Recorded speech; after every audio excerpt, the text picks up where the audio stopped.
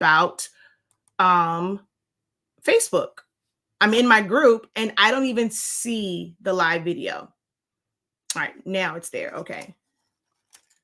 I see it now.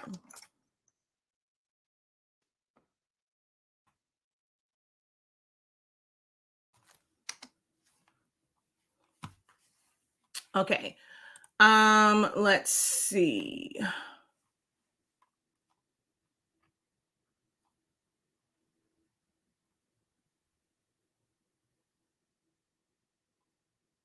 I have the 7720 printer ordered, but nozzle check not right. I tried purging and all colors come out right on the purge, but not on the nozzle check. Because most people, when it comes to a purge, you are using a high ink output. You're normally using like premium presentation paper, matte, and things like that. So it's going to fill in some of those gaps, even though your nozzle check is not correct. If your nozzle check is not correct with that particular printer that you have, because it's cartridge-based printers are the easiest to fix when you are using refillable cartridges. You want to go over to our YouTube channel, Honestly Speaking, and you're going to search YouTube for, well, you just go to YouTube and search Honestly Speaking, spelled like this, SpINKing,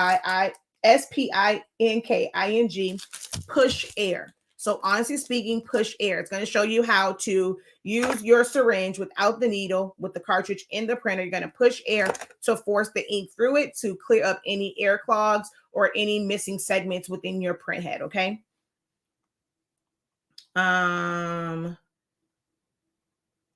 So I saw your I can see your comment, Danny, when I come over to the group, but I'm not seeing it on my StreamYard. That's so crazy. So her says, I'm torn between getting a DTF printer or white. No, I saw that part. It's this one. So I'm torn weighing the cost versus versatility. DTF is less expensive. White toner gives a wider range of options for use, but it's more than double the cost for the printer and the paper. Exactly.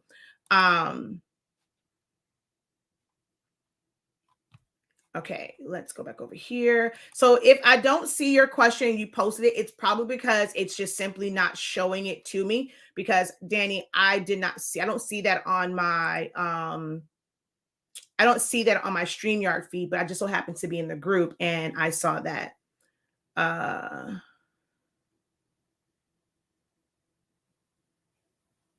Okay, thanks for that. I did that also. And I also did that as well. How long have you had so I'm not sure which cartridges you're using, but if you have this kind, is your circle filled? And when you push the ink, did you have a lot of ink on the paper towel?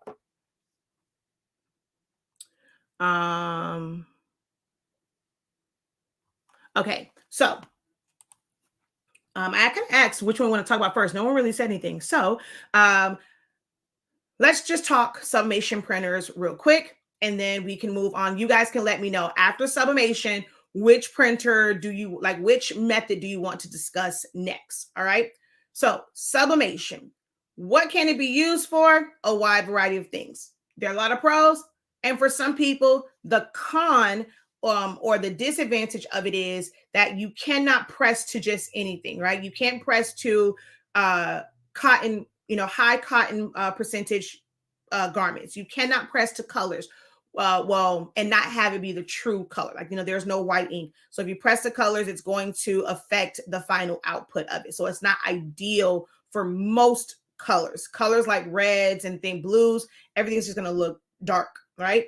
So it's really ideal for light, preferably white, colored, high polyester count fibers, as far as shirts or hoodies or fabrics. Mouse pad is technically just a piece of fabric on top of neoprene. And then, of course, your hard substrates must be sub ready, meaning that they are coated in a polymer, like a polyester or a polymer coating, so that it can actually accept the sublimation gases, because they only bind to synthetic fibers.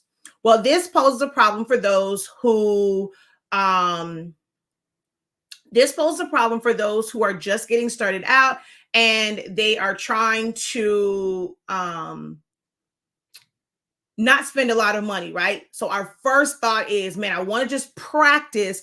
I want to practice on Dollar Tree cups, right? I want to be able to go to Dollar Tree and get some cups and practice on those. Now you can do that if you're doing like stones or just putting vinyl on it and things like that, but you can't do that when it comes to sublimation. There is no easy way around it. You're going to have to get sublimation coated drinkware or hard substrates. There's no kind of, I want to hack. Well, you can do hacks, but there is not like inexpensive blinks that you can just practice on.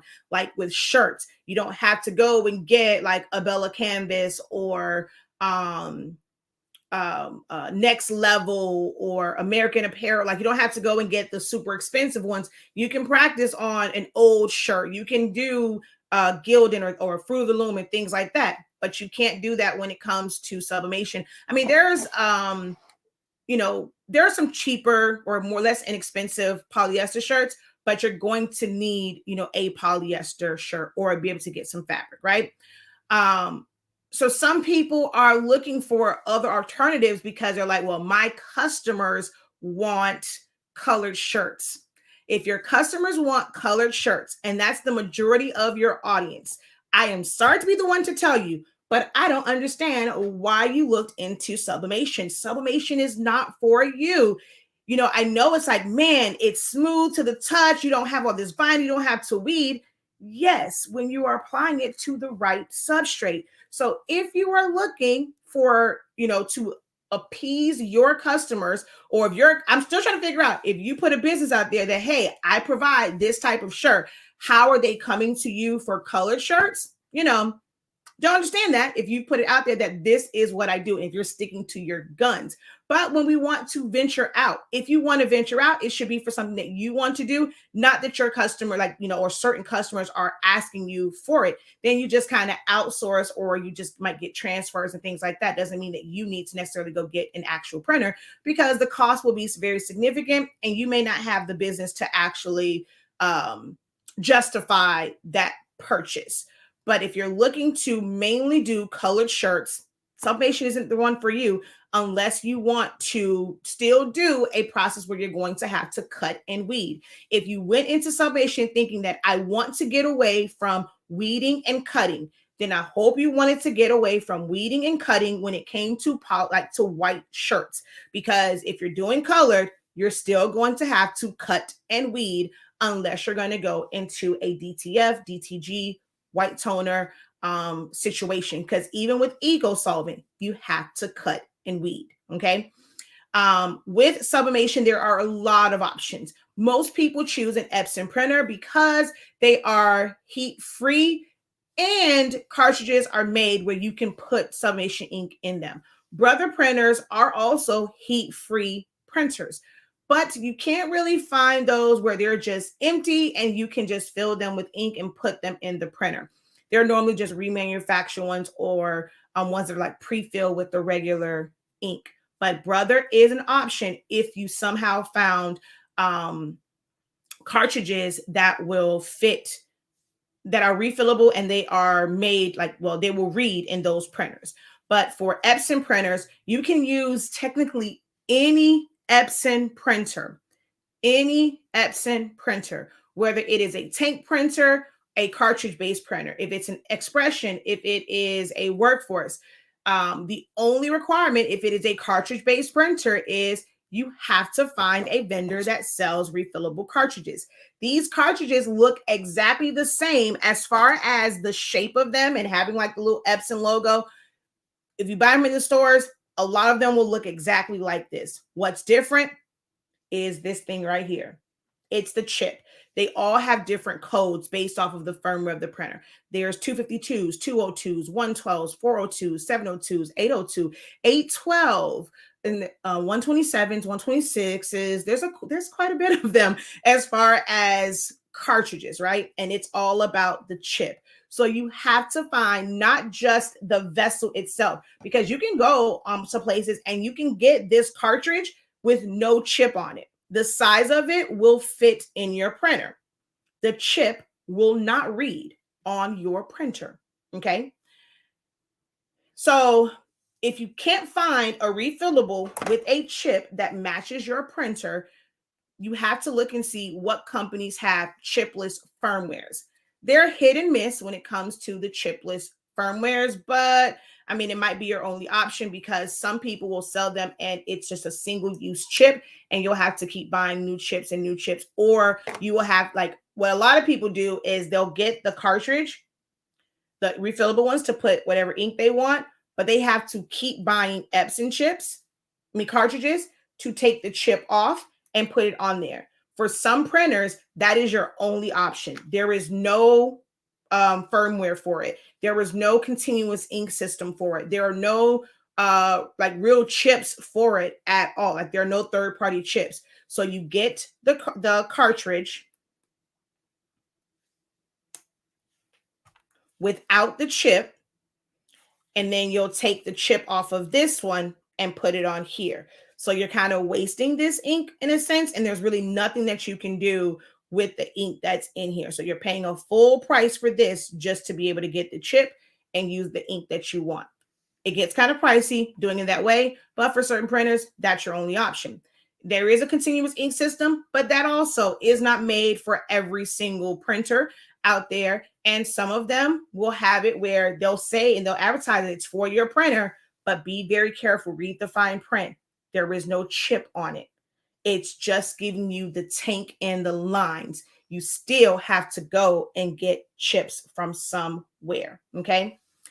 I'm not going to talk too much about the older printers. I see a lot of people, they put a lot of emphasis on printers that just aren't available anymore. Now, you can find them on marketplaces if, you know, make sure that they work. You can somewhat find some people who have brand new ones, but they're charging an arm and a leg for them.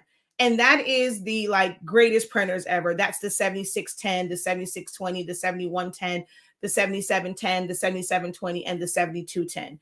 Those use the 252s. You can reset them. You know, it was all lovely. But then Epson changed over to the newer printers, which is the Workforce 7820, 7840, 7310. They are decent printers. When I first got mine, I was really excited about it, especially the one for sublimation, because even on plain paper setting, like, the colors are absolutely amazing. My issue with those printers as of right now is the speed of them, because although its specs say that it has a high, like, it prints really, really fast. If I were to send a print to my 7210 that's right next to my 7820, the 7210 one finishes a hell of a lot faster than the 7820 one. And then with it being, so I'm not sure if it's the distance, but it takes forever to send it to the printer. And also, as the colors get low, it kind of like self-preserves the ink. So because it's showing that it's low ink, it prints even slower. And it drives me absolutely bonkers. So if you're looking for high production and high volume and you want it to be able to print out fast, it's not the way to go, but it is an option. If you are someone that's just starting, you want an inexpensive option, it is the way to go. I know some people don't like the having to change the chips. I got through 155 prints before my black ink said, hey, we don't have any more prints, right? And I wasn't just printing 8.5 by 11 or 8.5 by 14. I was printing 11 by 17s, 13 by 19s mainly. I had quite a few 13 by 26 inch prints, 13 by 36 inch prints, 13 by 40 some odd inch prints. So I was doing some significant printing, like as far as sizing. And I got 155 prints out of my black cartridge before I had to switch it out. Of course, I use, honestly speaking, sublimation paper, and I print with plain paper setting. I don't use the settings that's going around on that little blue thingy that says premium presentation paper matte and all that. Premium presentation paper matte high at that. Plain paper setting. This right here was printed plain paper setting. I don't use premium matte.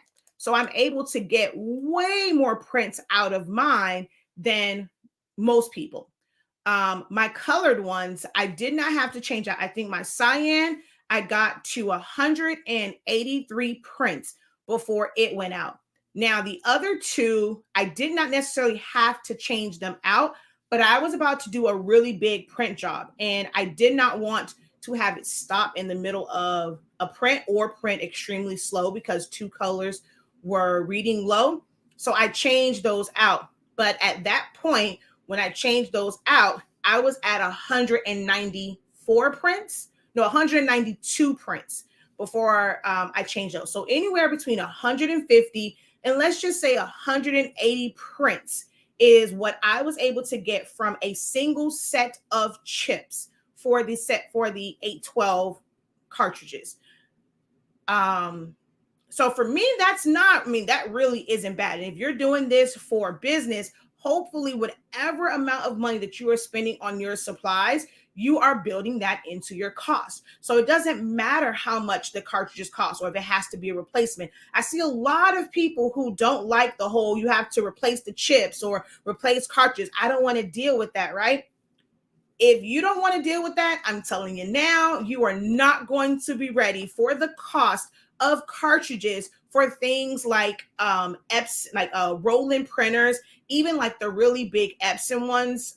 They make, like, you have if you're not a part of custom designs over in Damien, like he just showed a video of like his Epson ones, and it has like the large capacity tanks. It's like more like these little bags and stuff that go in there, but you still have to change those out. If you don't want to change out inks and change out bags of inks, then don't even think about looking into a large format printer. Don't think about it. Just stick with desktops because you're not going to be ready for the shock of the cost of those things. We just got the new cartridges for my Roland, and we paid, was it $100 or $200 per cartridge? Because we got the 440 cc's. So I want to say it's like, okay, wait, I think the single one is like 78. So it's less than double, but you get double. So yeah, it's like $150, I think, per cartridge for that thing. And we have to get 4 of them, plus the small metallic is $230 some odd dollars. So if you don't want maintenance, you don't want to pay for replacements of cartridges and stuff like that, stay away from it because it's expensive. When it comes to white toner, yes, you can get a lot of prints out of it, but it's expensive to buy it. The little $60 for a full set or $17 for one chip is a drop in the bucket when you're paying $150 for one cartridge. You're paying $235 for one cartridge. I'm just letting you know that now, okay? She says, I'm so glad I found you live, sister. Hello, I'm so glad you found me as well. All right, so hopefully the cartridge thing is not what's going to be a trip up for you guys, because if you're getting started and you want to be able to do larger items such as 2X, 3X shirts without having to piece together every single time you want to do a larger size shirt. Yes, people say, oh, you don't need a large printer. All you have to do is piece it together. Well, let me tell you what happens when you piece a bunch of stuff together. You're taking up a bunch of time because you're going to have to set the print up to be able to print and split. So like that's extra work versus designing it, sizing it, and printing it, right? You're going to have to go ahead, take time to split it up. Then you're going to have to send each of those prints, and it's going to take time to print each of those. Then you have to trim it down. Then you have to tape it together. Then you have to press it. When you press it, you are going to get a line of demarcation. There is no way around it. I don't care if it's like the most perfect seam. When you get up on it, you're going to be able to tell where that line of demarcation is. I said I was going to do this with my shirt that I always use as my example, but I don't see it.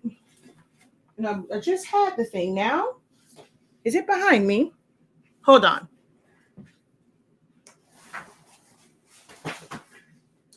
Now, I just had this shirt now. Now, where did the shirt go?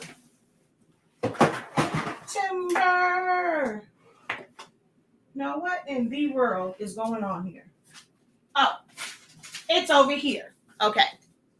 So,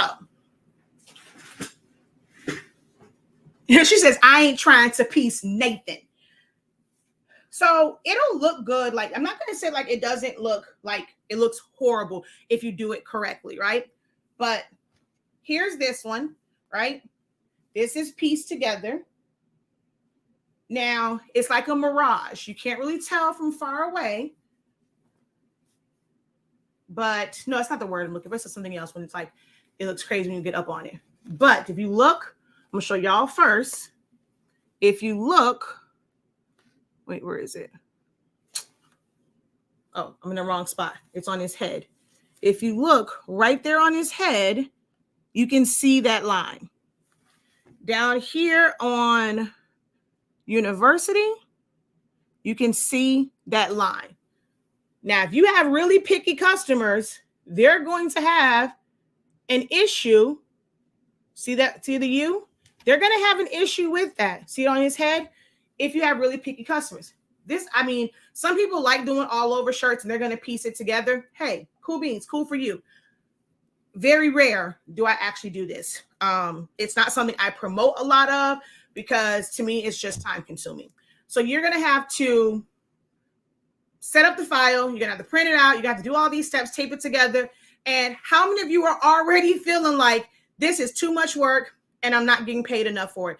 They don't want to pay the cost to, I have to design this shirt. I got to press it. Like, this is a lot of work. And you guys are undercharging based off of what you're doing and your expertise in something. Like, so once you've gotten past the practice stage, if you're still in the practice stages, please be okay with like a good, hey, if you're making a like $5 profit, you're new.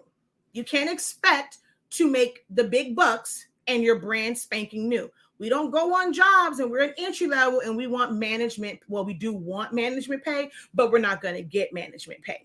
So you have to be very realistic about where your profit margins are when you are brand new. You're going to have to keep practicing and working on it to where you can do it with your eyes closed and not going to have a lot of mistakes. And that's where the money comes in at. But to have to piece together everything, I can understand maybe for something like this. But to have to piece together just to do an extra large shirt, and the design is going to be pretty small, and you're going to, like, your eyes going to be able to zoom in on that, and you're going to see that it's messed up, like, and see those lines. And if you're not great with really lining them up, if you're not like me and you're anal about it and you take forever and you will lift it back up, put it back down because you try your best to get it to line up, and then that takes a lot of time. You start sweating over crap. Yeah, it's team too much. So if you are wanting to do at least a full 13-inch print, you're going to need a wide format printer. And the least expensive ones, if you are not looking for high volume, is going to be a 7820, 7840. You'll still be able to make money from it. Yes, you're going to have to buy chips. Yes, sometimes those chips may not work, but hey, I mean, you can either spend $249 up to $329 to get your printer, or you can spend $600, $700, or $1,000. It just really depends on your budget and how much you have. If nothing less, like if nothing else, get the one that's $200 that's wide format. Hustle your behind off to where you will have the money to then get a larger eco tank if you don't want to deal with it. But you have to start somewhere. So when people ask me what's a good starter printer, for me, it's not even a starter printer. It's just a good printer all the way around. Truth be told, any Epson desktop printer is a starter printer. Because once you get into high volume and high production, you're going to need commercialized printers. All of these are desktops. They are not meant to do the workload that we are putting on them. So truth be told, every last one is a starter printer. And then when you get into those major sure colors, like the 13-inch and the 44 and the 64-inch printers, then you're into more of the commercialized one. All right. But like I said, workforce printers, the ones that you have now, there's no way of getting around it. You have to change out the chips. yes, you are going to get some chips that simply don't read in your printer. They may read in one other printer and not read in yours. It's just kind of weird like that. It's all about like the serial numbers and something crazy like that. So I can't really explain it.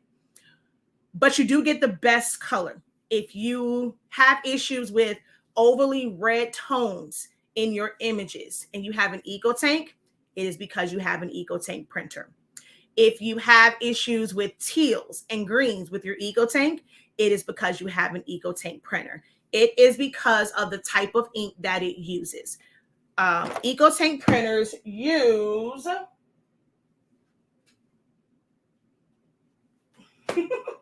dye-based inks. Now, I know I just had that because it wastes on my floor. They use dye-based inks, which unfortunately I can't show you this time around. You got to catch one of my other videos and I show the comparison of inks. So they use dye-based inks. Your colors are going to just be off. Like it's just no way around it. Even with a color profile, it's not going to give you like super accurate colors, and you're still going to have issues with images and their faces looking extra red, those reddish tones. No way around it. You don't get that with workforce printers because it uses pigment ink, and Sublimation ink is very close. Oh wait, both are pigment inks. Sublimation ink is very close to pigment ink. Here we go. Oh, here's the other one. I knew it fell on the floor.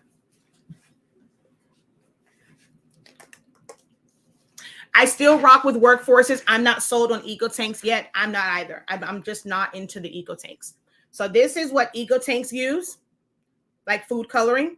This is what workforces use. It's pigmented. It's like a solid color. This is Sublimation ink. Of course, it's going to be darker because this is heat activated. But you cannot get accurate colors from a printer that uses this ink and you're using something like this. It's just not going to happen. I'm not going to say that the colors are going to always be like totally and completely off because it is still yellow, magenta, cyan, and black. But you're going to have more issues with color accuracy with EcoTanks than you do workforce printers. When it comes to the EcoTank printers, this is the part Epson has like thrown a whole monkey wrench into this whole thing because the numbers were going up, right? You started with like the 27, 60, 28. Then for some reason, they went all the way back down to a 2400 as far as the numbers. So that was confusing a lot of people. As of today, December 8th, 2022, the only wide format, meaning you can print 13 inches wide, you can print up to 47 inches long, but to print 13 inches wide, write it down, okay? And give you a second. Get your pen and pencils so you can write it down. Let's see.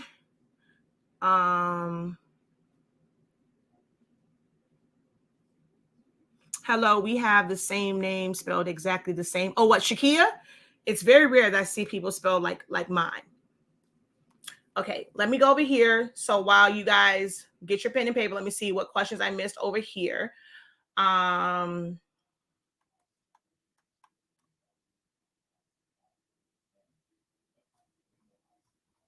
have a 15,000 I'm using for Subli. I want to switch to a workforce or Subli and use my ET for DTF or Ecosolvent. Which workforce would you look into?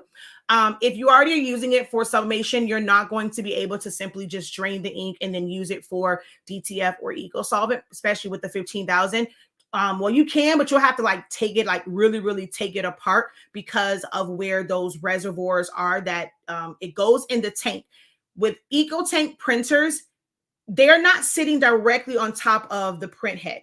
Like with cartridge-based printers, there's no extra lines. It's on there. Hey, you can literally switch them out whenever you want and just have to do some purges. But with EcoTanks, it's in a tank and it goes through a line. And then there is something that looks like a cartridge that's sitting on top of the print head. You would have to clear out all of that ink that's in the tank. Like even the part that's settling at the bottom, you would have to be able to get rid of all of that ink out of the line, settling at the bottom of the tanks, and that's in that reservoir. In order to be able to switch over to a different type of ink. Also, We're going to talk about DTF in a minute as far as converted ones. You cannot use the printers that have just 4 colors because you're going to still need those 4 colors, but you also need the white ink. So you have to have a printer that has at least 6 channels on it because of the white ink. So you cannot use your 15,000 for DTF. For Ecosolvent, you can, but you'd have to get a new one for Ecosolvent. That's the kind of that kind of cartridge is what I have in ink. Does be on the paper towel.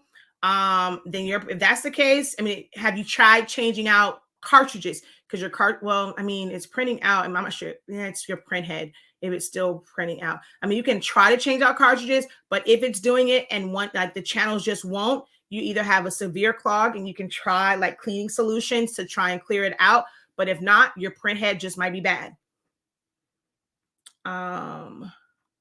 Okay, so I'm going to go through some of these in a minute.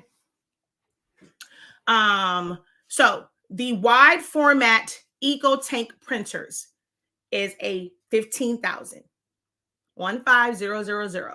Okay. 8550, which is a 6 tank printer.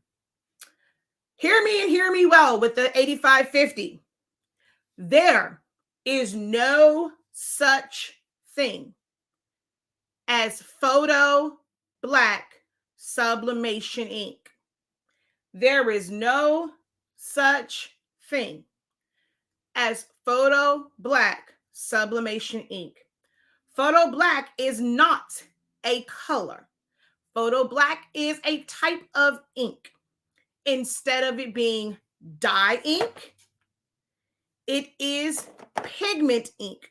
That's the wrong one. It is pigment ink. Dye ink runs. Pigment ink does not. There is no such thing.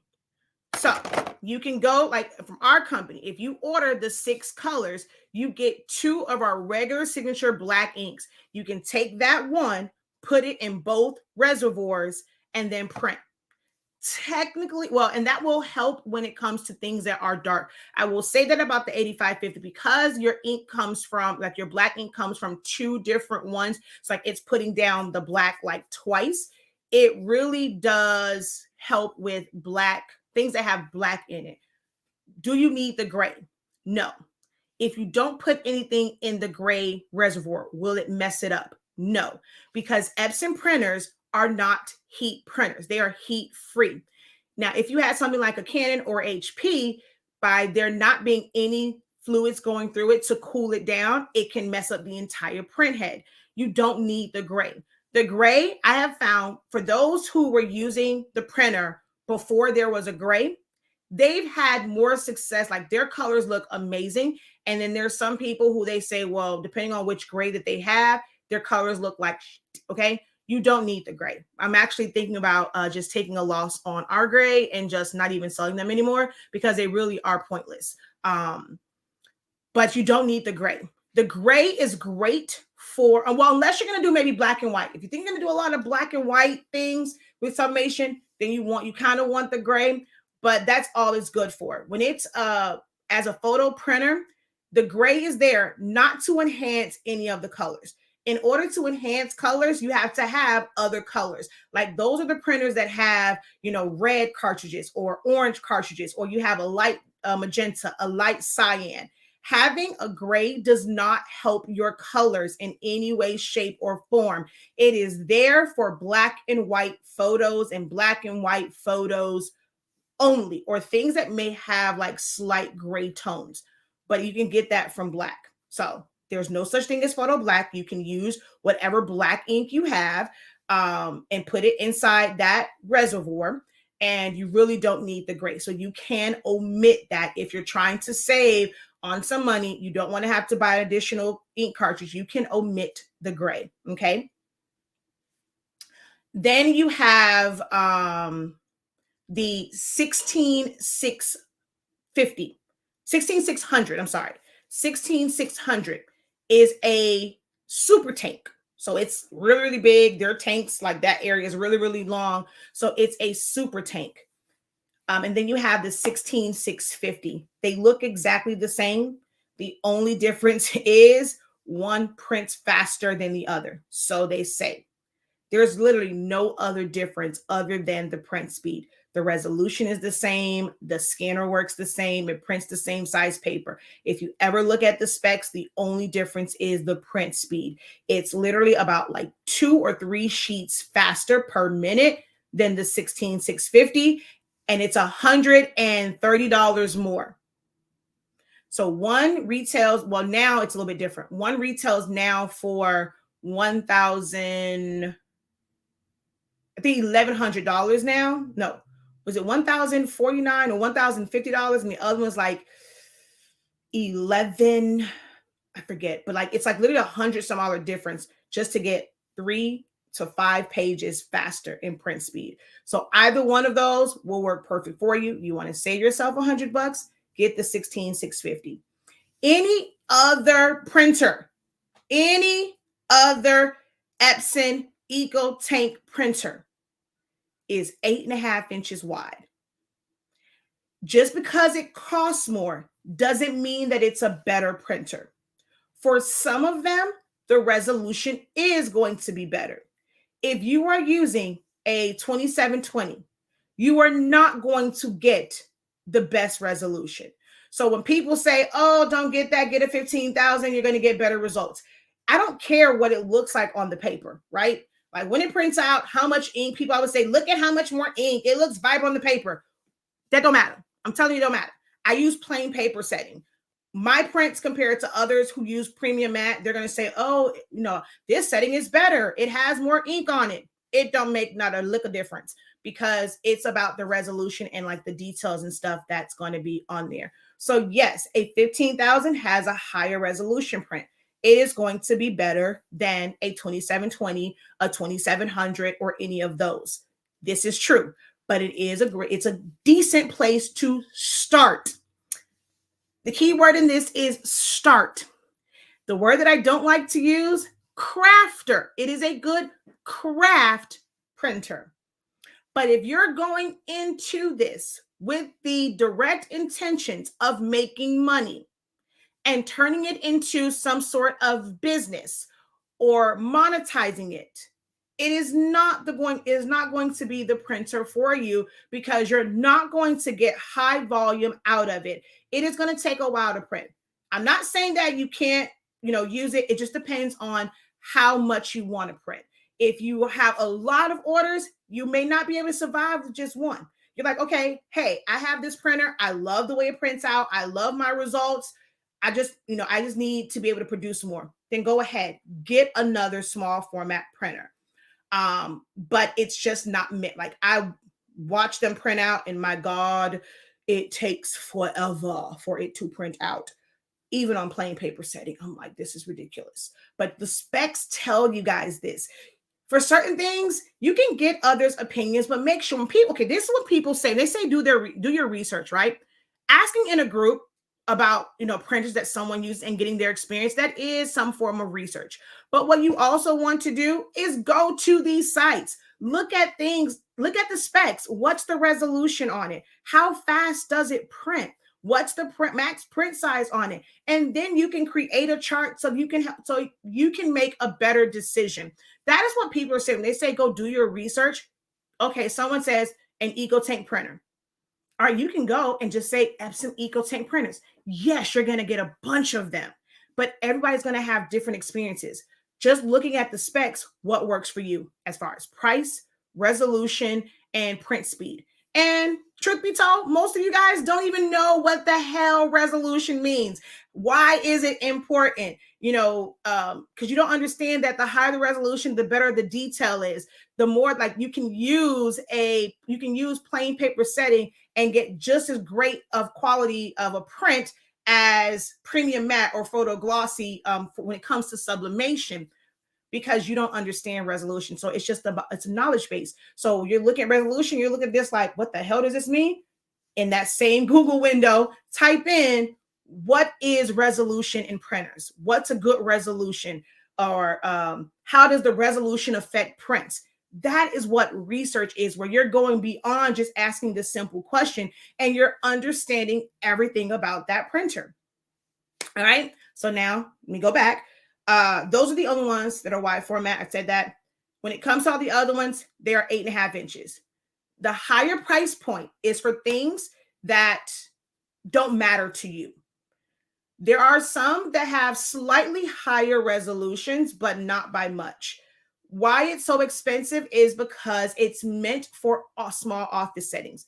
Things like automatic document feeders. When you're scanning a bunch of papers, you don't want to do them one by one on a flatbed. That's what you're paying for. You're paying for the ability to be able to print double-sided. You cannot do that with sublimation anyway. So that's a feature that does not pertain to you.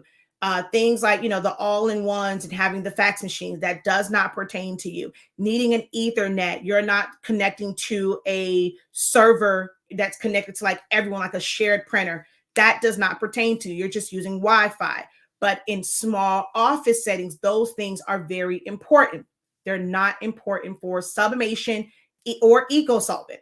They're not important for those. So you don't have to pay more for those. Now, if that's the only printer that's available to you and you really want to get started, go ahead, pay $300 for a printer that's going to print the exact same way as a $179 printer or $229 printer.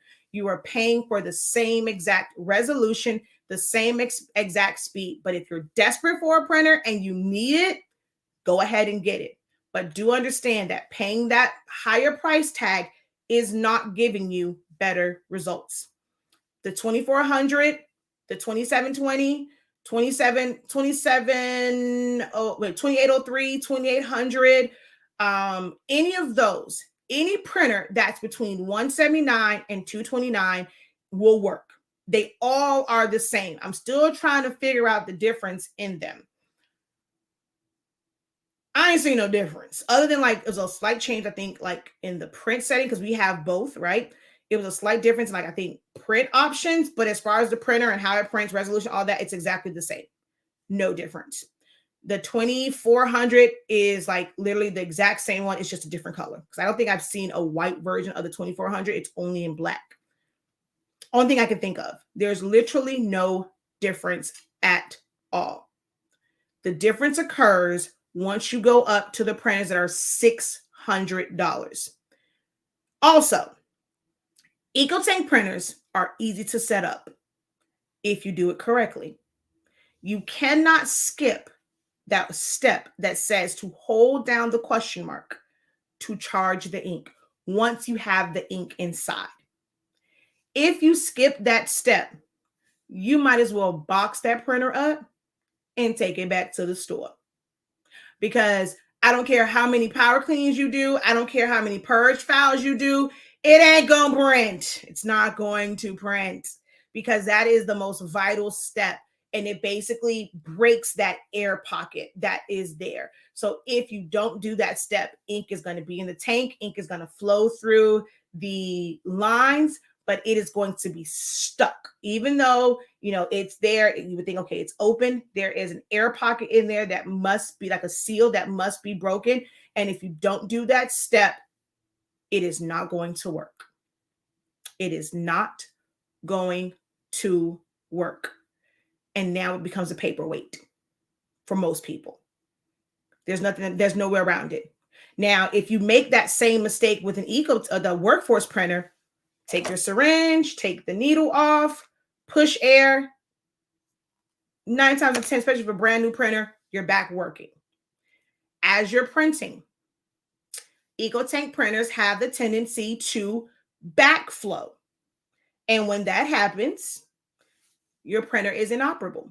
You can do all the print head cleans you want to do. You can even do a power clean. Still may not fix it. It might work for one person, may not work for you. You will go, you would have to wait 12 hours just to see if the power clean worked. And there's no guarantee that it will work. Even though, like, I think someone said they have a 7720, they push air and stuff like that. You can do things like change out your print head. You can do things like flush it with cleaning solution to try and get it to come back to life. But with an EcoTank, you can't even really get in there without completely tearing the printer apart. They used to have it with the 2720 and 2800, like you can just easily open it up. Now with the newer ones, they have cages on them also. So you still cannot really get to that area. You're going to have issues. Getting an EcoTank does not mean that it is like the best printer. Some people go and say, well, I don't have to worry about cartridges, or I don't have to worry about chips saying, not recognized. But there's a lot of other issues with EcoTank printers. No printer is the best printer. Stop asking for that. There is no such thing as the best printer. Each printer has pros and cons. You just have to decide which of the lesser of the two evils you want to deal with. Changing out chips, but easier maintenance, or easy fill if you do it correctly, easy setup, but the maintenance, should something go wrong, is painstakingly aggravating and annoying. And it's just a tiresome process that will have you wanting to just throw your entire system away. You got to make that decision. A lot of people will go and say, get a F170. It is $300 for 8.5 by 8.5 inches wide. The resolution is slightly higher than the regular EcoTank printers. That even if one that's $300, the resolution is slightly better with the F170. So the Sure Color F170 is Epson's printer, sublimation printer that has sublimation ink inside the box, but it still only prints 8.5 inches wide. If you were looking to do larger shirts, you're still going to piece stuff together. So for me, it is not a starter one. There can still be issues with colors depending on which printer you're printing from, because a lot of people say that they don't get accurate colors unless they're using the color profile. Well, you cannot utilize color profiles if you're using Silhouette Studio. So if you want to get the F170, I also suggest that you start to learn a program such as Photoshop, Illustrator, Affinity Photo, Affinity Designer, things like that, that you can use a color profile. Okay. There is no Epson Sublimation 13-inch printer. Reason for that is because Sawgrass holds the patent for that. You're never going to see Epson make a 13-inch wide sublimation ready printer. So your next option from the 8.5 inches is to go all the way up to a 24-inch, which is the F570. It is $2,250 or $2,000, yeah, somewhere in there, $2,500. So that's your next option. Okay. It is still a desktop printer.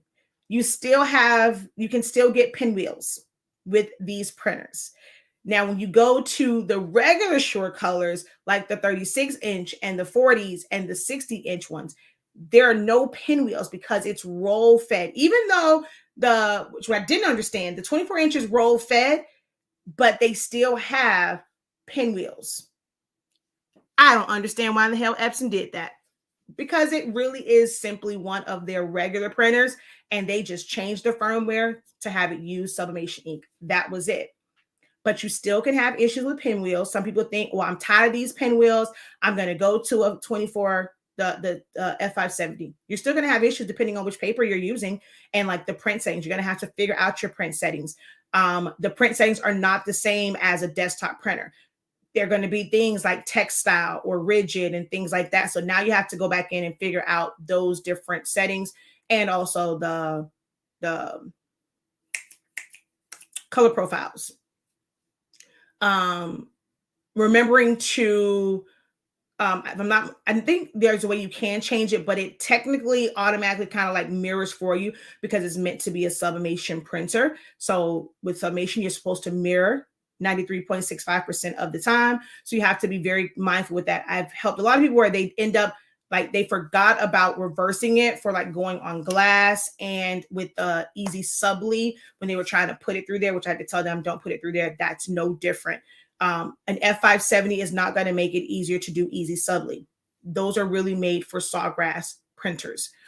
So that is an option if you need to have wider to be able to do wider prints, or if you just need higher volume. So with the 24-inch printer, instead of printing out one tumbler print at a time, you can put, however many going across, and it's going to take the same amount of time to print because it has to still go across. So the same time for one is with the same time if you have to do 3 across, on there. So it makes it for higher volume, more efficiency in your business.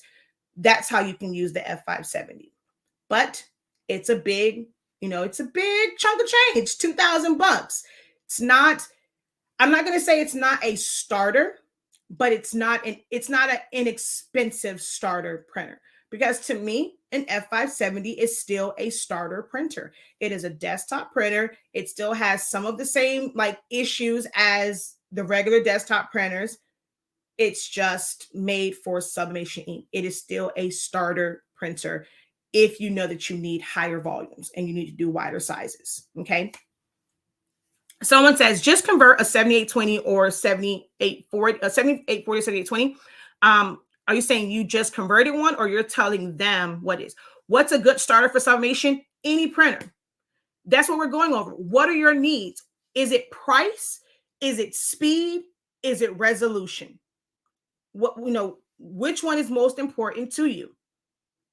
Because I can tell you a good starter, like what I would say a starter printer is, like they said, go ahead and convert a 7820, 7840. That's going to give you the best cost, the best resolution, the best colors. But the cons of that is, for some people, changing out the chip. $60 a set is not bad. All right. So then after that, you have your sawgrass printers. I keep saying I'm going to set mine up, but I'm so afraid of it sitting because I don't really need my sawgrass. I'm so afraid of wasting ink in that one and setting it up. So you have your sawgrass printer, right? The issue, those have its own ecosystem because you have a design software. It is still somewhat limiting. You have blanks based off of blanks that they have used, right? So sometimes it's not universal blanks. They're based off of certain blanks that they have tested and used, and they can have the templates in there. Some people like it for that. So they have the Creative Studio. They have their own print manager. The issue for some is the cost of the cartridges. But this goes into pricing for you. If you're just a hobbyist, you should have gone into it knowing, okay, it's a hobby. I'm going to spend money. I'm not making anything back. This is something that I want to do, but I want to have quality. The cost of it's not going to be a very, that's also why they have different size cartridges. If it's just a hobby for you, you don't have to buy the most expensive and the high capacity cartridges. You buy the ones that's a little less inexpensive. But it's going to cost you money for each cartridge, but they last longer than Epson cartridges. Cost more, last longer. Like I said, I just paid $150 some odd dollars, or $145, $150 for a 244. Yes, $70, $78 sounds a lot better. Sounds a whole lot better than paying out $145, right? But I got more volume. It's going to last longer than if I had two of the 200, even I paid less to have what is equivalent to two 220s. So it's all in how you think about business, where your mindset is. Do you get sticker shock by a certain amount versus really looking at the value of it? That is really what's holding a lot of you guys up when you think about paying for something, is that initial cost. And if you can't afford the initial cost, then you can't afford it. If you are worried that you're going to put that money into it and not make your money back, that means right now you are not doing what you need to do for your business to generate income. So if you're not making money right now, you're finding it hard to find customers and get orders, changing your printer does not automatically make it where you have customers coming to you if you are not properly advertising what your services are. But that's a story for another day. You have your sawgrass printers. Those are options. But the price point on them is significant. And if you want to be able to do 13-inch wide or longer, there's also an additional option, like thing that you have to get the bypass tray. A 1000, an SG 1000, it has the ability to print 13 by 19, but the printer itself only prints up to 11 by 17. You have to get the bypass tray in order to print 13 inches wide. Okay? So that's all of that. Hopefully it cleared up some things. I know for some of you, it might still be like, well, I still don't know what to get. First things first, how much you trying to spend? That's your first question. You have to ask yourself. Second, what size do you want to be able to print without piecing things together? Thirdly, how important is color to you? Fourth, how important is speed to you? Once you kind of write down those, it will make your decision on which printer is best for you a lot easier. Okay? I have the 7310. I was thinking EcoTank versus Sawgrass. It's buying chips every time the ink runs out.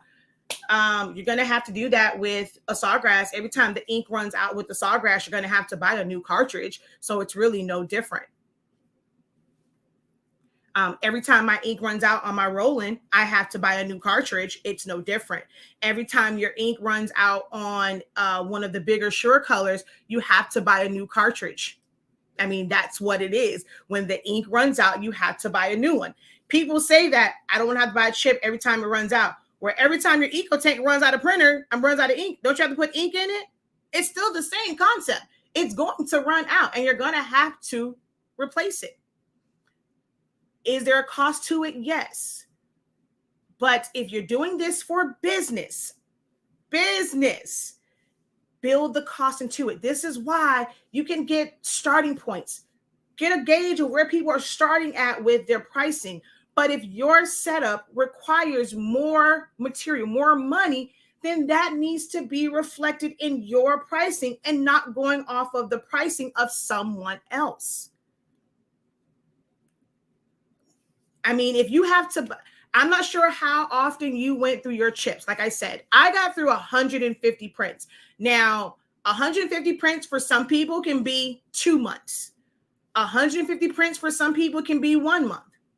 150 prints for some people can be 2 weeks. If you're going through 150 prints in 2 weeks, you should not be complaining $6 set of chips, because that means you're making money. That means you have the orders coming in.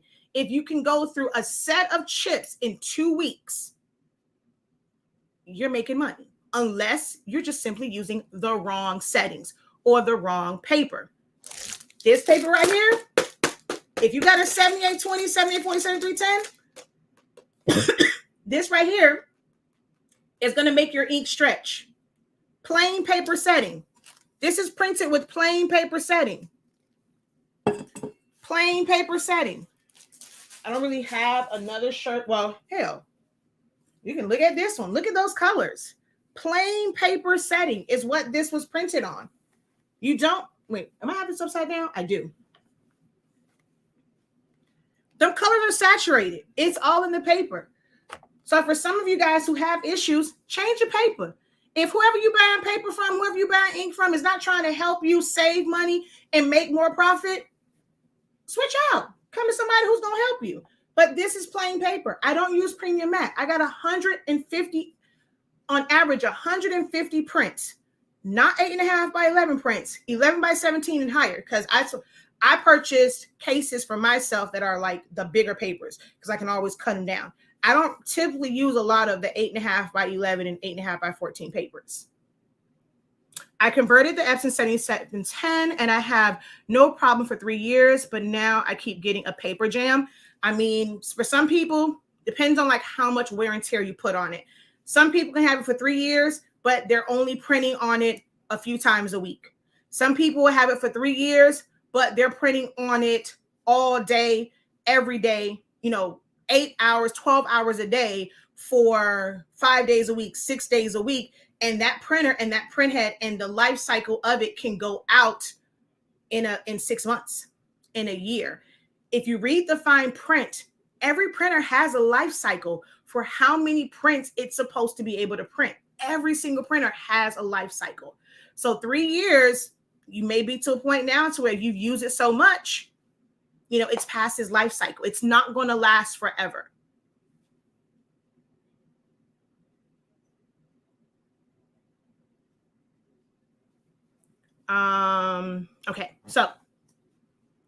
Okay, let's see.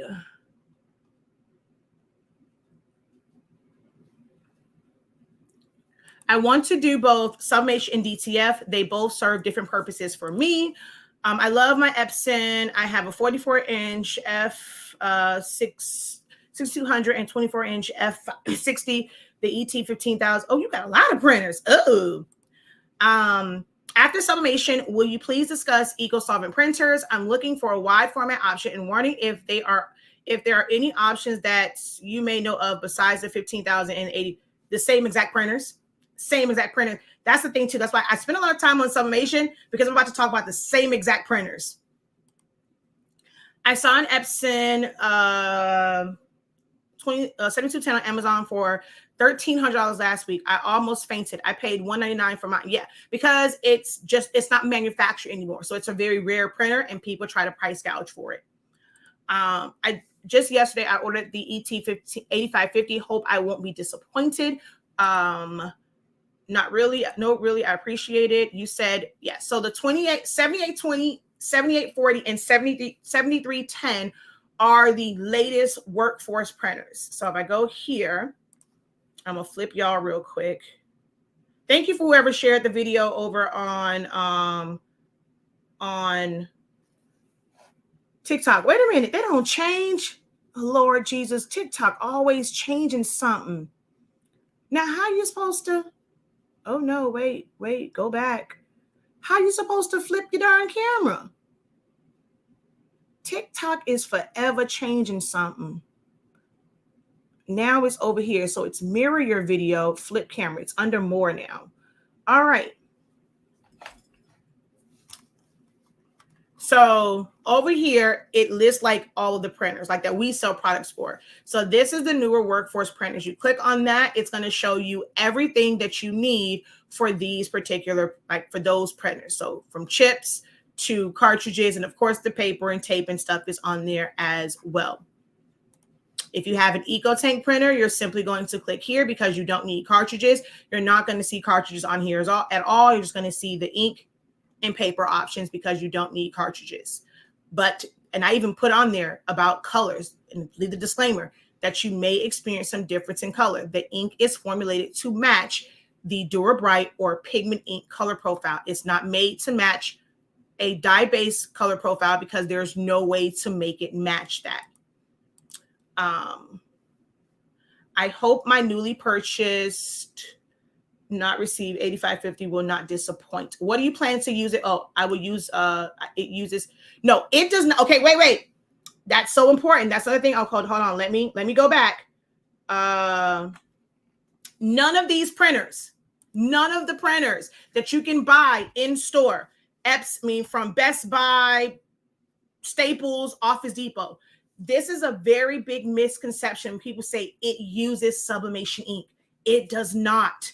If you put that ink that looks like this in that printer, you're going to use it for posters, stickers, DTV, cutouts, term papers, science projects, but you are not about to use it for sublimation. This ink is not sublimation.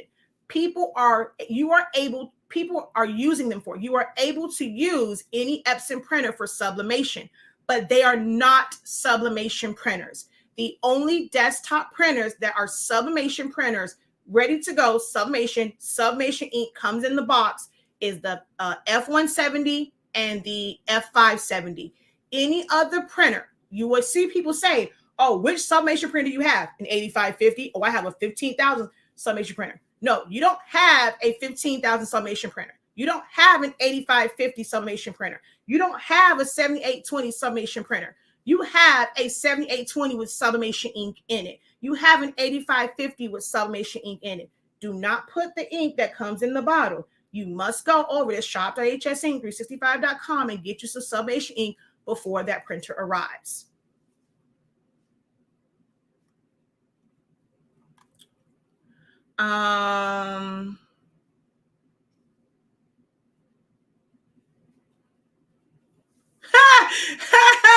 Girl, I blocked you yesterday. Please help. I'm sorry. You want the person that you blocked to help you. Girl, peace out like Herschel. I'm thinking about the Epson Expression HD XP 15,000 or the Canon for Ecosolvent. I was told that the color washes out of the converted ones and the best one to get is a Roland. So Roland is an actual Ecosolvent printer.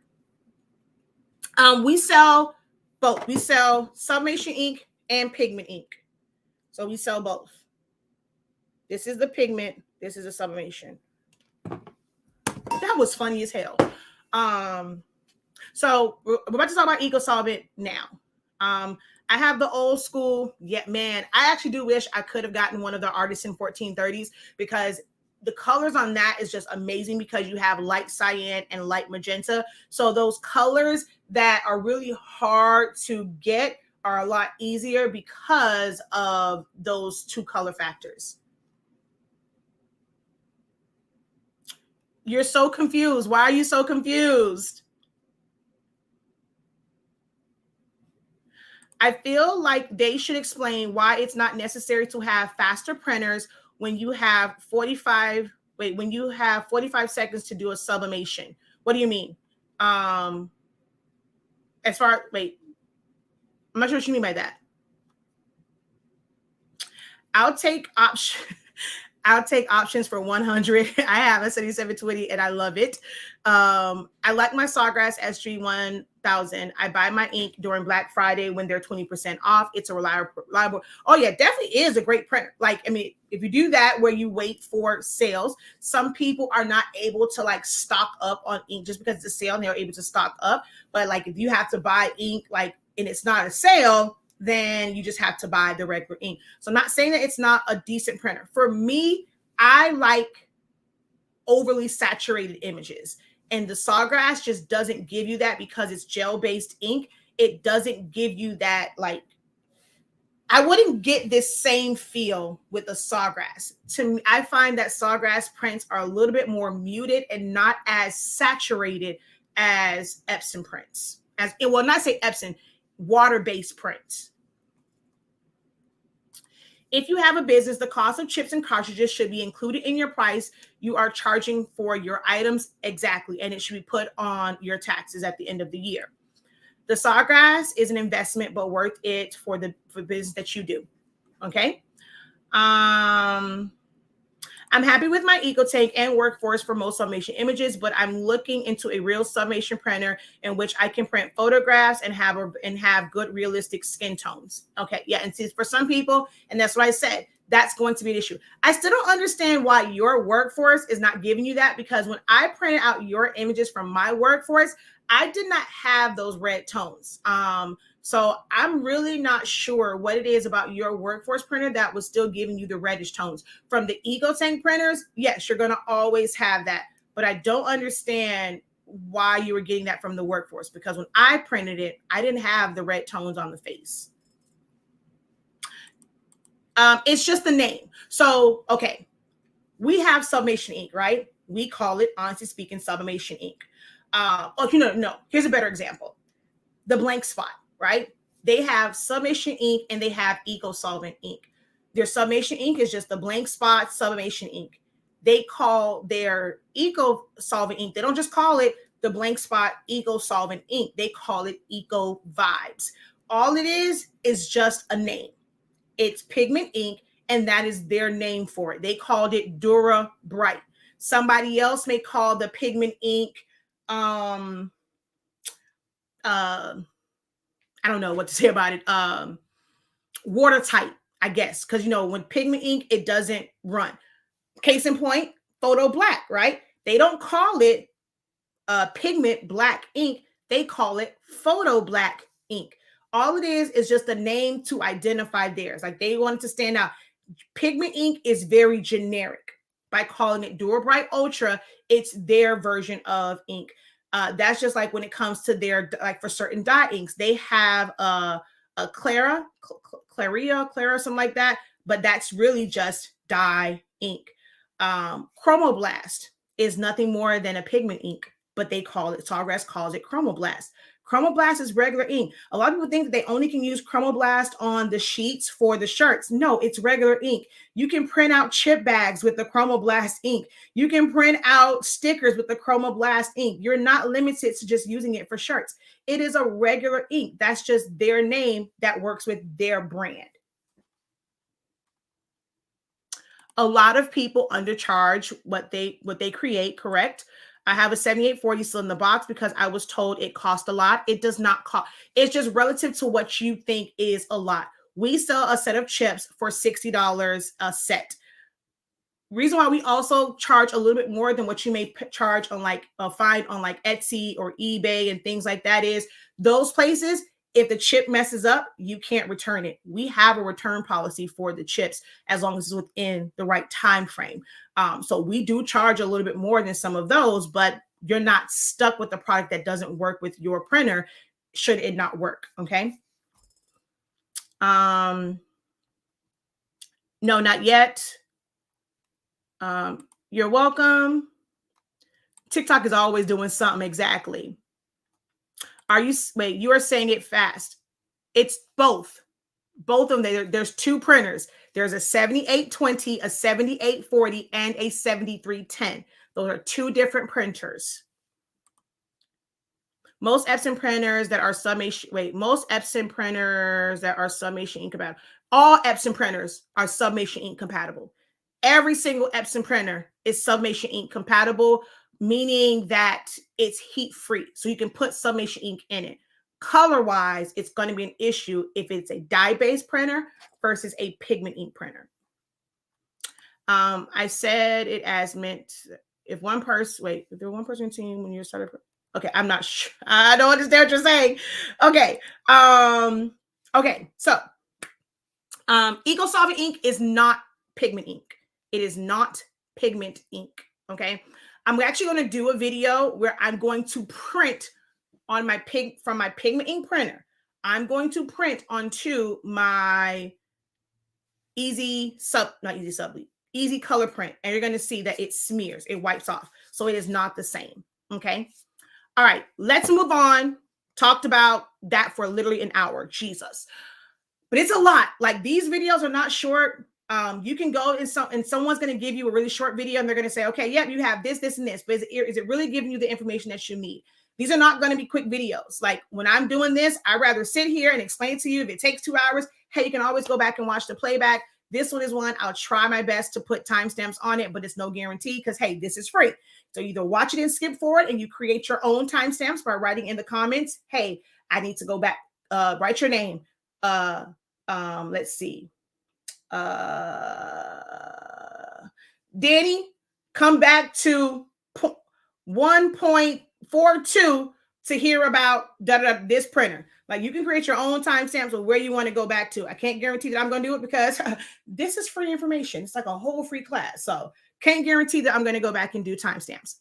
All right. Enough about sublimation printers. You know, that the YouTube version of it is you can use any Epson printer. Don't use the ink that comes in it for EcoTank printers. For workforce printers, put these in first. Workforce printers, start with this, and then you can switch it out. EcoTank printers, do not start with the ink. I think that's what confuses people.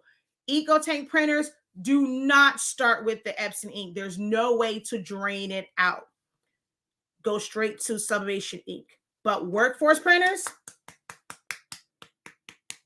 start here. Put this in. set everything up. If you don't believe me, go check out the 30,000 videos that I have where I started with this, and it's one print head cleaning to get it going. One print head cleaning. I have no reason to lie. I show you guys live, unedited, this year alone, at least 5 times. At least 5 times. Okay? All right. Ecosolvent. I'm going to always talk about Ecosolvent because it's the same exact printers, right? I tried to convert a Canon printer to Ecosolvent. So Ecosolvent is an hour and 35 minutes. I tried to convert a printer to Ecosolvent that was a Canon printer. I later found out from someone that it wasn't anything that I was doing, because both times it was one color that would not come out. And I'm like, what the hell? Like, I did this exactly like it. And there's an issue with their particular print heads. And so the person told me, just switch out the print heads. I guess it's like there's a different type of print head. You switch it out and it should work. So I still have that. At some point, I'm going to change out the print heads. When it comes to Ecosolvent ink, it is not like sublimation, because sublimation is heat activated.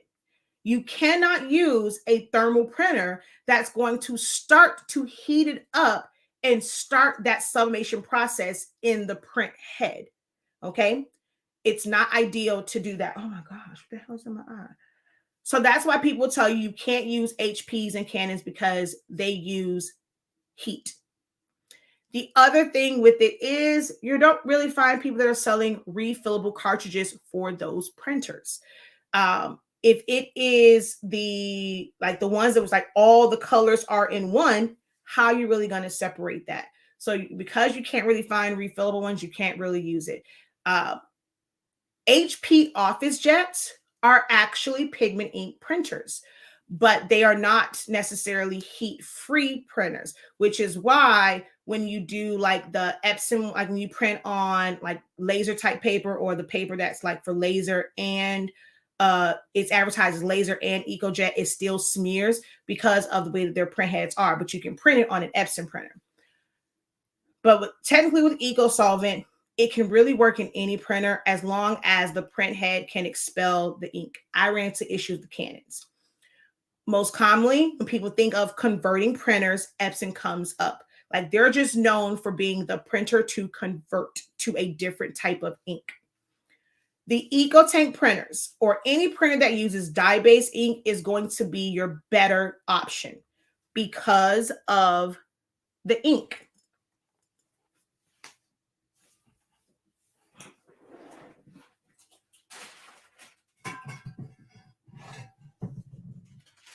I used to have it. Don't ask me where it's at. Hold on. Nope, I don't know where it's at. But it's because of the ink. Ecosolvent ink is very, very dark in color.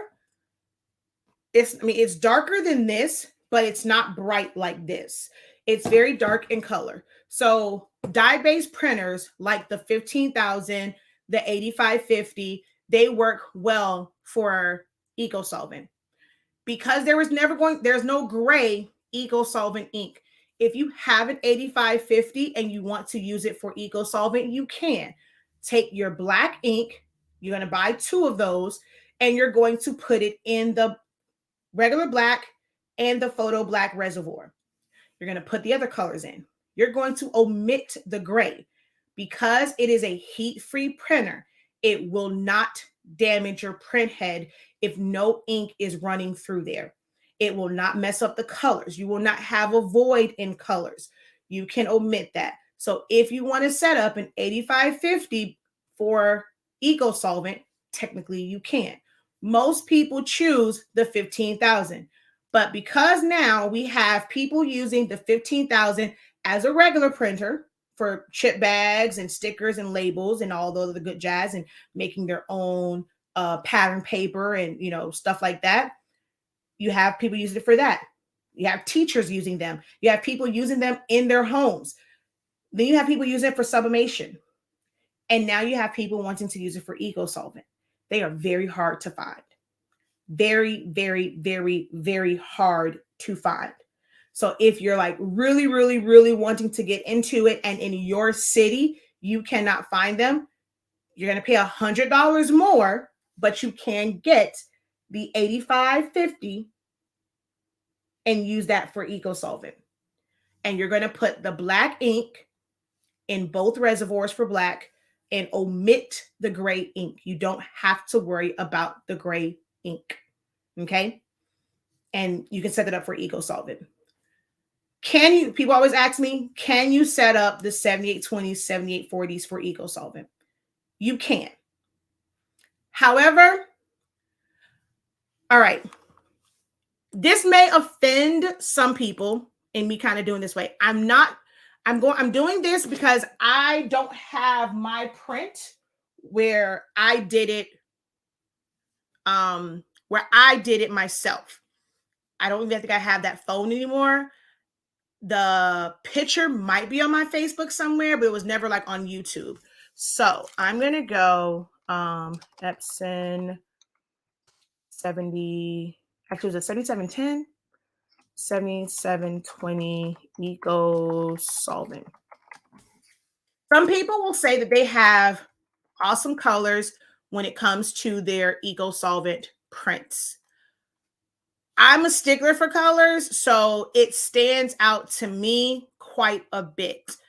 I gotta remember which video it was. Hold on. I gotta figure out which video it was. And it has Mario on it. And you can see a very big difference in the color.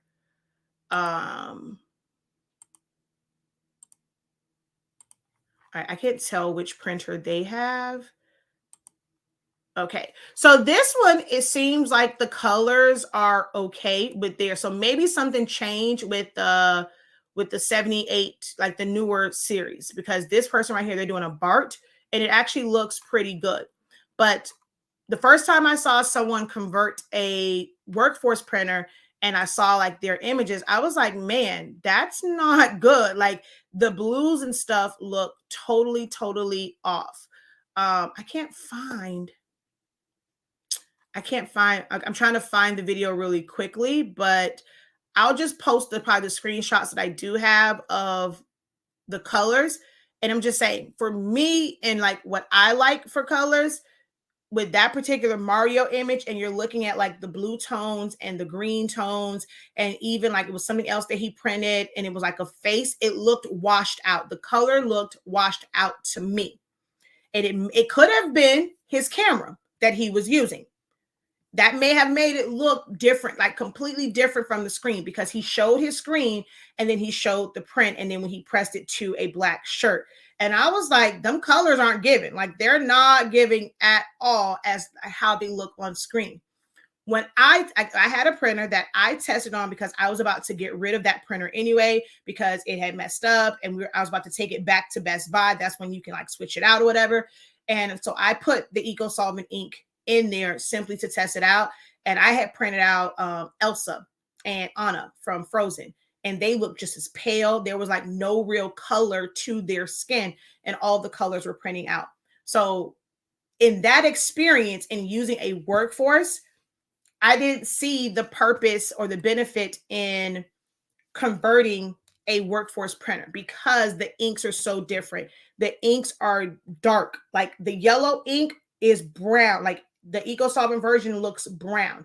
It doesn't look like this. So it was just off, like way off. Eco takes, you get better results. Sorry, my lips are dry.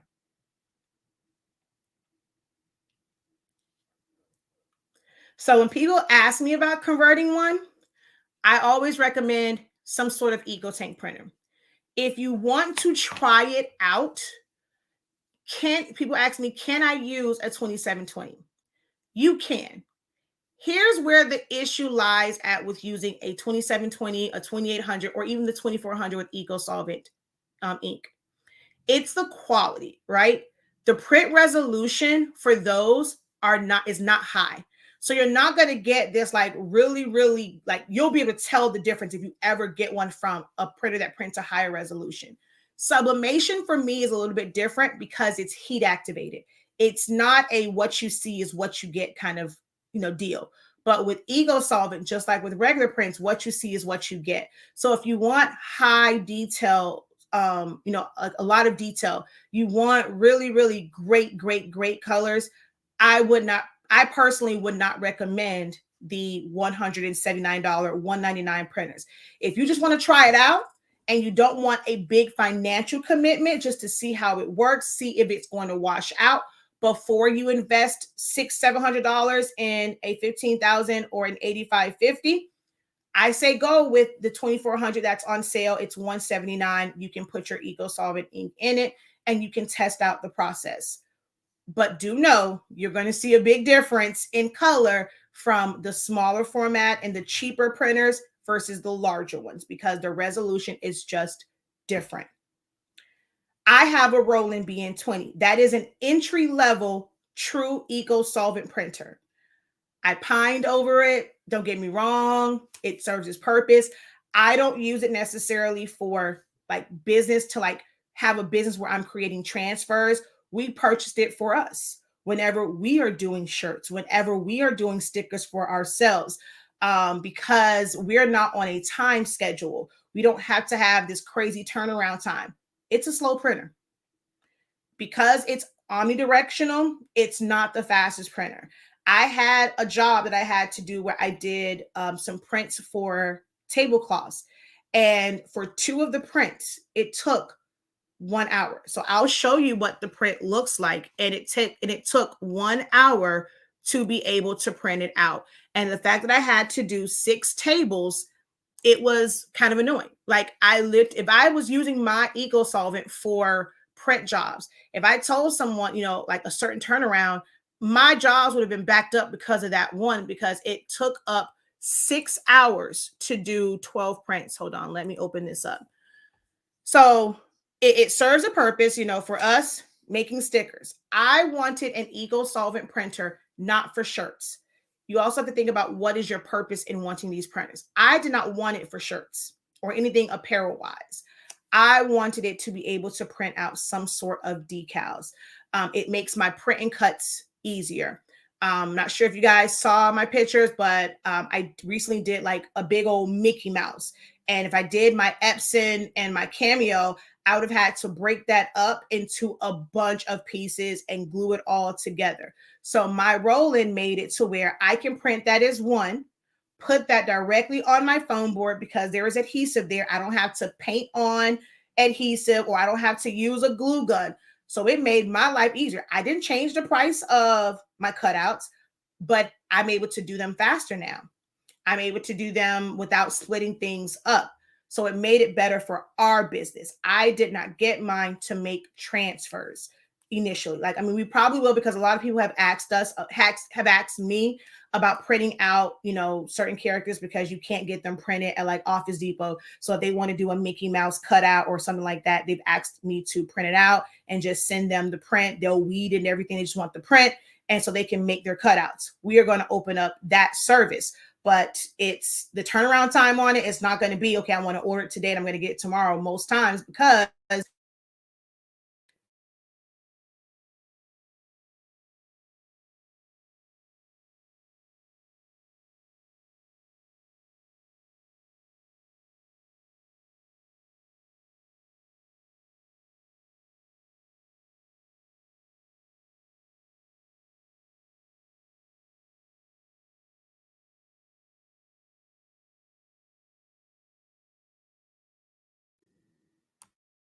okay, somehow it muted. All right, so let's go over here and let me flip you guys around.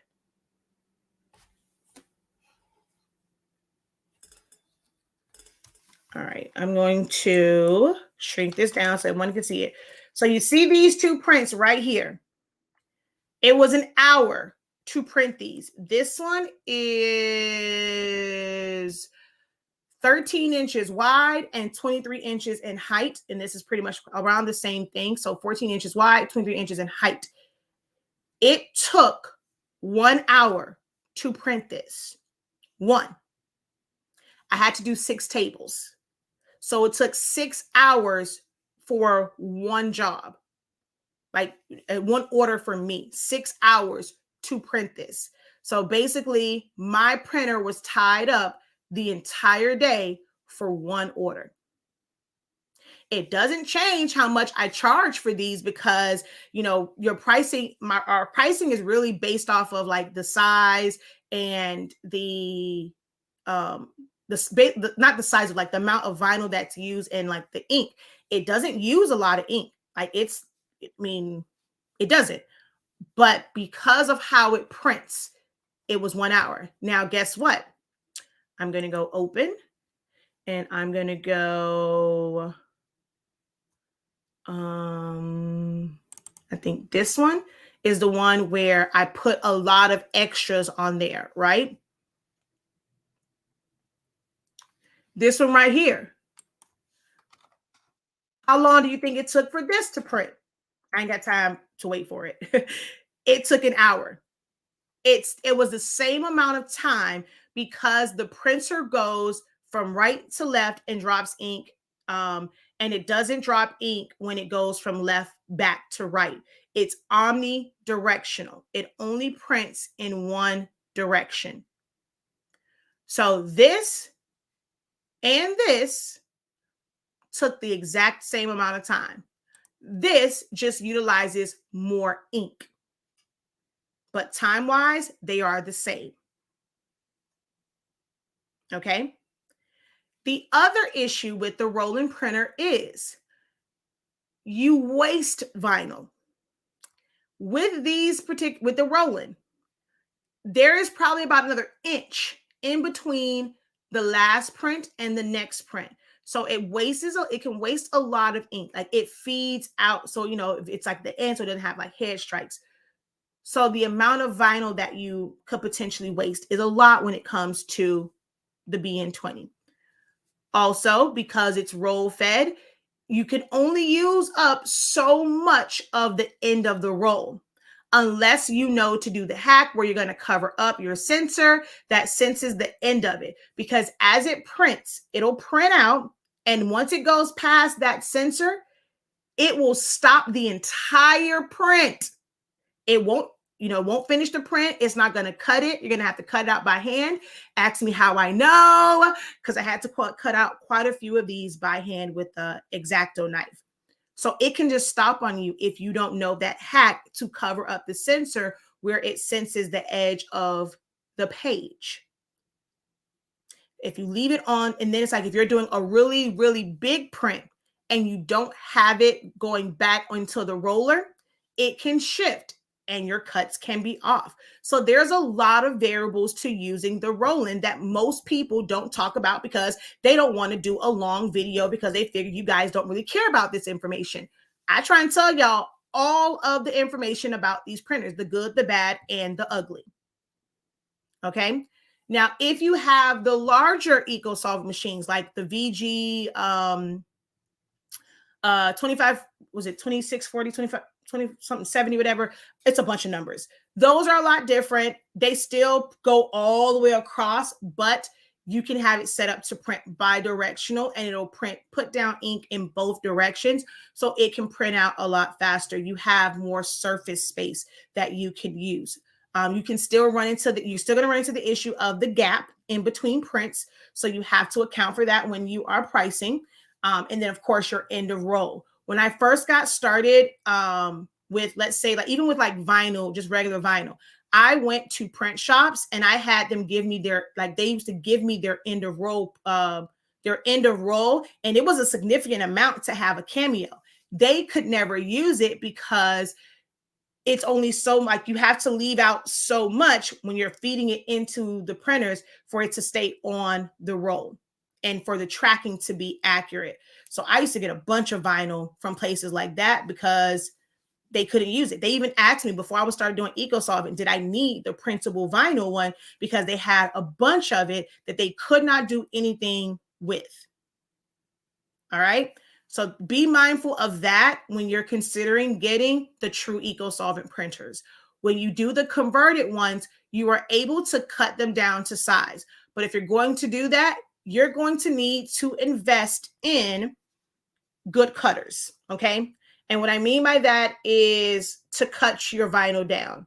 Most people aren't going to sell the Ecosolvent the Easy Subli, like you say, Easy Subli, the Easy Color Print, Caesar Color Print Easy, they don't sell it in pre-cut sheets. If they do, you're going to pay a lot more for it because you're paying for their time and equipment to cut those sheets down.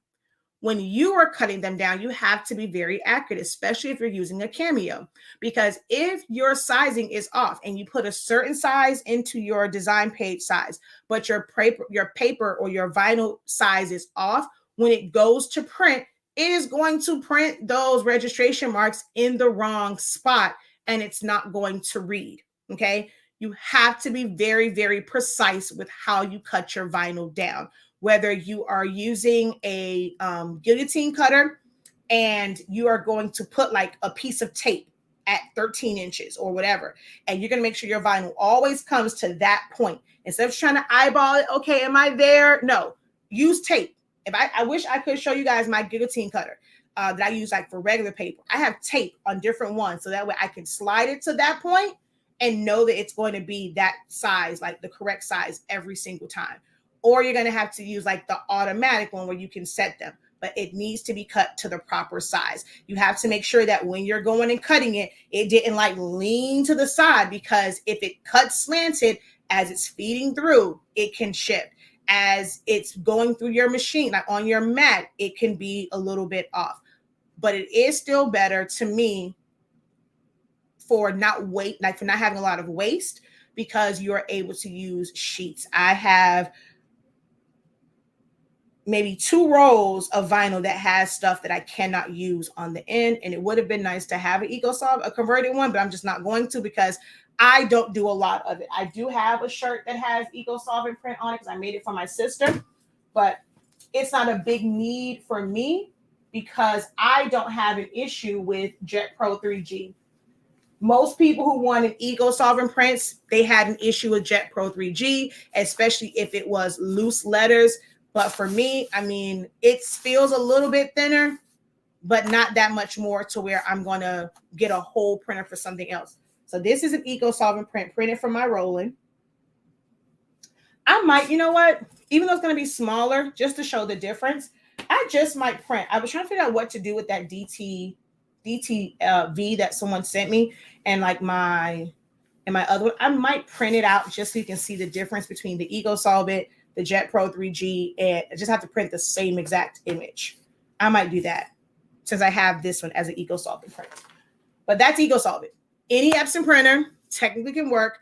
I recommend EcoTank printers for more accurate colors. You can use the 7820, 7840, or 7310 or C7000.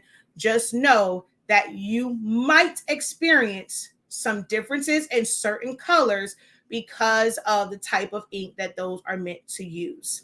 Now, they are great when you're converting it. They're great for this. It is still regular ink. You can print stickers with it on regular sticker paper. That's not a vinyl decal. It's not like the one that I showed you before. This is not a sticker. This is vinyl. Okay? It doesn't have that paperish backing to it. This is vinyl. You cannot print vinyl with a converted printer because there is no heat. The Roland and all the other ones, there's a heater inside of there. It requires heat, especially for Ecosolvent prints. To dry it, it requires heat. So you cannot do decals. Helmet decals, decals for cars, stickers. If you want to get into those, you're still going to be using regular old sticker paper. You'll find things that says that they are printable vinyl, like you can put in a regular inkjet printer. They're sticker paper. Or they're going to be really, really, really, really, really, really, really thick. And the ones that I've used, the color is awful because of how the ink penetrates those vinyls. But you can print onto regular paper. Your kids can print out their projects, their assignments. The only thing is, when they turn into their teacher, it's going to have a very strong smell. Can you use it for chip bags? Yes, but it has a very strong smell to it. Ecosolvent ink is strong. If you ever do solvent ink, most people who, like most shops that do solvent ink, they always have doors open or they have major ventilations because the smell and the fumes are ridiculous. that is my one thing. When I was putting it inside the cannon, I was like, whoo. If you watch my live video and I did that, I was like, oh my gosh, it is very strong. That was a concern for me with having to like pour it and constantly smelling that. And when it's printing, smelling that. I don't get that smell from my Roland. But whenever I had those in the cannon, the smell was overwhelming. That would be my personal issue with the converted ones as well, is the constant smelling of it, because I suffer from bad migraines. So I would not be able to sit there and inhale that for an extended period of time, because I suffer from severe migraines, and that will quickly give me a migraine.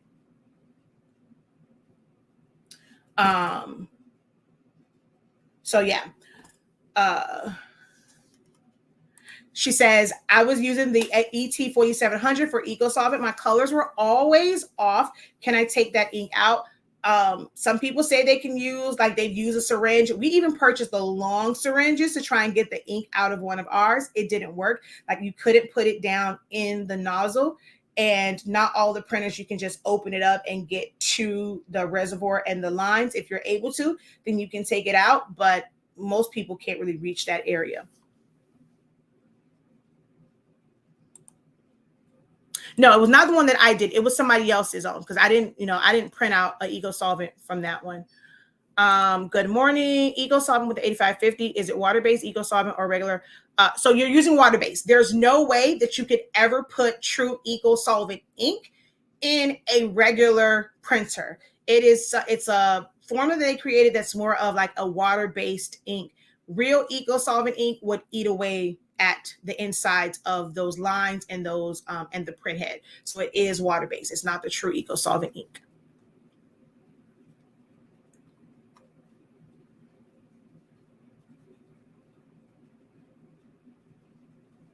There is nothing wrong with the length of your videos whatsoever. I've learned so much in just this video alone, and thank you for explaining what Ecosolvent is. No problem.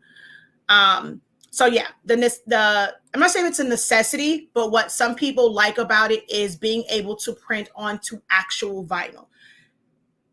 There's a lot of transfers for darks. They all pretty much do the same thing. It doesn't matter if it's Jet Pro 3G, Jet Pro 2, Starcraft for darks, Avery for darks, Jolie for darks, Pen and Gear for darks.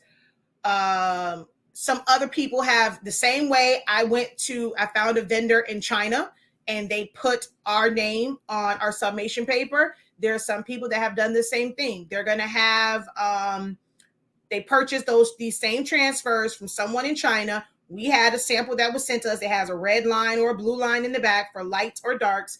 And I could go and sell, honestly speaking, transfers for darks. It's all pretty much the same. There are slight differences in how it accepts the color and slight differences in the thickness of it. But for most people, the major thing was being able to actually use a transfer, because it's nothing more than a film. Until you heat it, that ink can scrape off. So if you put an adhesive covering on, like transfer tape on it, even once you press it, depending on how stuck it got to or how aggressive that tape was, when you take it off, some of that color will come off. And that is why some people did not like the transfers for darks, no matter which brand it is. There was no actual transfer, like no masking for it. And even if you did put masking on it, it will pull up the color sometimes. I use heat tape on mine, which is why we sell large heat tapes. So I'm not sure if you guys can see it. We sell wide heat tapes.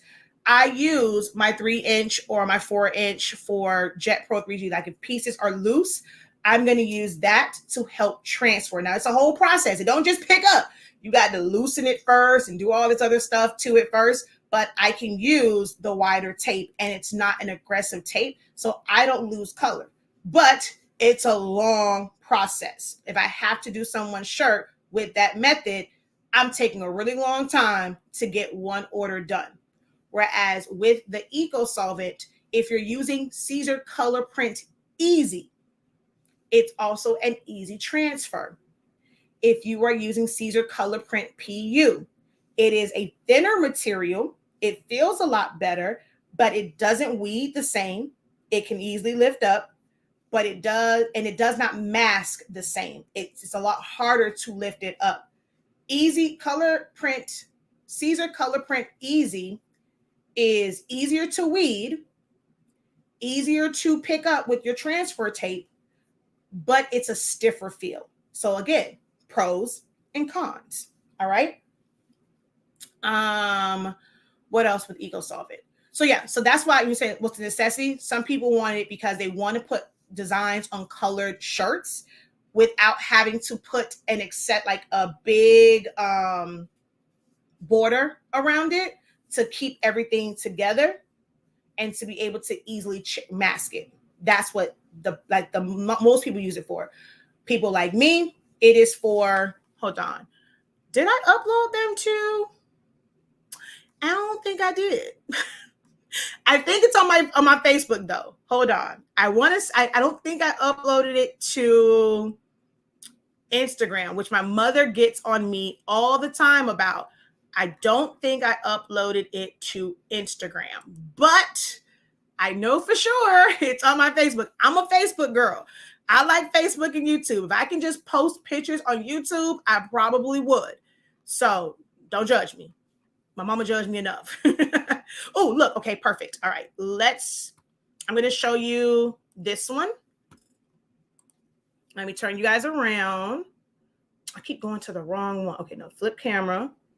And then let me make it to where you guys can see my screen. So this is an example of, I use the transfers for darks, even on white shirts. I don't use the one for white because it cracks. This does not crack. My niece is 8. My mom wore this October 24th this year. And I said, oh, she came in my room. I was like, oh, let me take a picture. I want them to see. And my mom still wears the shirt. Like, it's a shirt. It's a comfortable shirt. It's, my niece is 8, but my mom still wears the shirt. I still wear the one. I didn't go on this trip, so I don't have a 5th birthday shirt, but I still wear the one from when my niece turned 6. So this is what a lot of people are trying to avoid, especially if you're putting it on a black shirt. It's the white around the letters. They want it to be to where it's right to the color. Ecosolvent will make it to where you don't have to put this border. So I put a small offset because this transferred as one piece. Even though it's open, it was really, really loose. I had to be careful with it. I was able to technically pick it all up as one piece. And I did not have to use masking. But I had to be very careful because Jet Pro 3G, it will split very, very easily. And that's also annoying for some people. But I was able to still do shirts with it. So to avoid this, people use Ecosolvent. All right. And now I'm going to go to, for tumblers, right? Where is my tumbler? So with these two, one is sublimation, one is an Ecosolvent print. So if you don't want to deal with like having the jacked up seams, some people will do wraps. And with this method, you can put it on any tumbler as long as you're using a true Ecosolvent printer where you can print with vinyl. And because the vinyl can be washed, it's not going to come off, you can use, the printable vinyl, and it's permanent vinyl. So unless you like nick at it and you peel it off. Now you can eventually peel off. It's going to peel off in sections. It's going to break up, but people can make wraps. It's how I've been wrapping my messed up sublimation tumblers. So you can use it for that.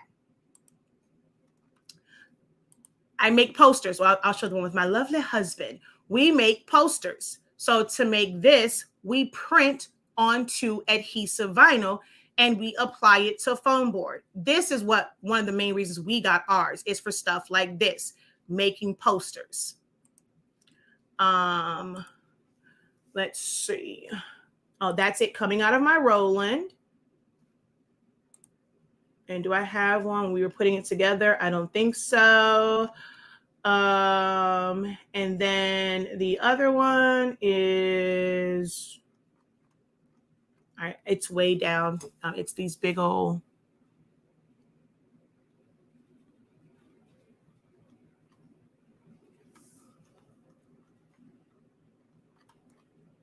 Oh, come on.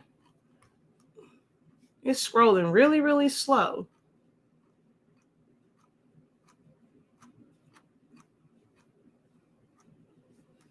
See, you see how many I post a lot of pictures. I don't know why I don't post them to Instagram. I suck at posting to Instagram. Okay. This is always very, very hard for me, but it's going to show up anyway. I make yard signs with Ecosolvent ink. I'm trying my best not to cry. That's my grandma. So making stuff like yard signs. This is what I got my Ecosolvent printer for. I also did the casket head panel for my grandmother. Through the funeral service, it would have cost me $150.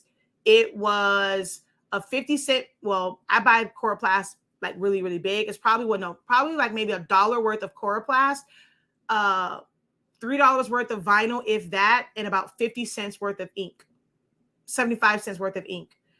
And I made my grandmother's casket head panel for under $20 when the cost at the funeral home was $150. Oh, here they are. So I make cutouts like these. These became easier for me to make because I print them out on vinyl. I put them on the foam board, and then I simply cut them out by hand. Before, like something like this, I would have had to cut this in a bunch of sections, maybe like 1, 2, and 3, maybe 4, 5, maybe 7 to 10 sections just for him. He would have been anywhere from 10 to 12 because he's so tall.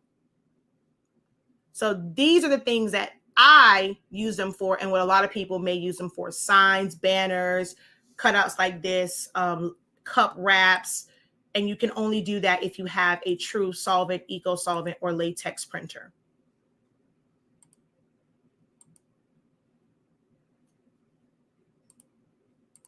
Okay, so that's that.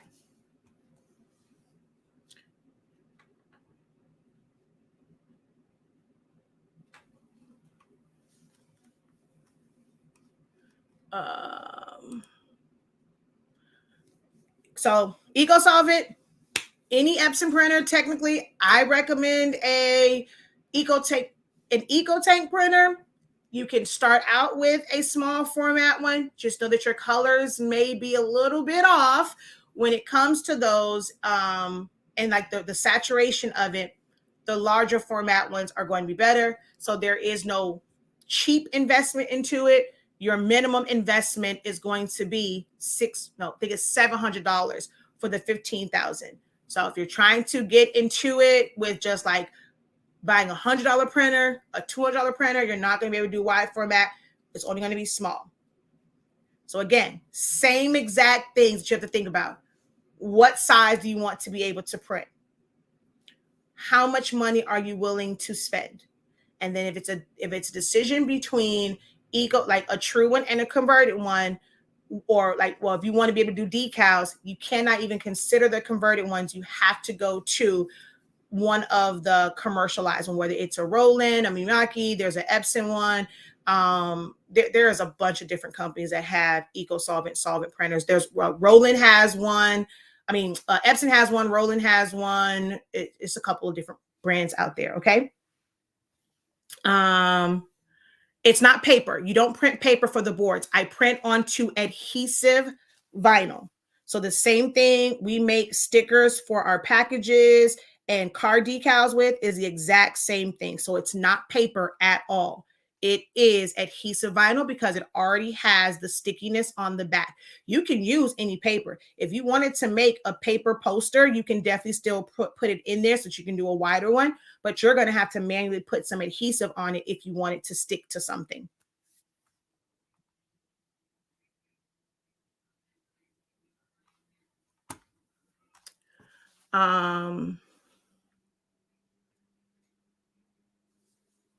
Yes, I have the Roland BN20. Another thing, I do not recommend that you guys get the Roland BN20A. It is my firm belief that those were defective printers that they wanted to not take a total loss on, and they sold them because even the front just says BN20. I get so many inboxes, so many emails, so many calls, since our phone number is on our website. People asking me about that darn media clamp. I'm like, you can call Roland. I'm like, I have one, but I'm not a tech for it. But so many people have issues with their media clamps and ink wasting out a lot with the BN20A.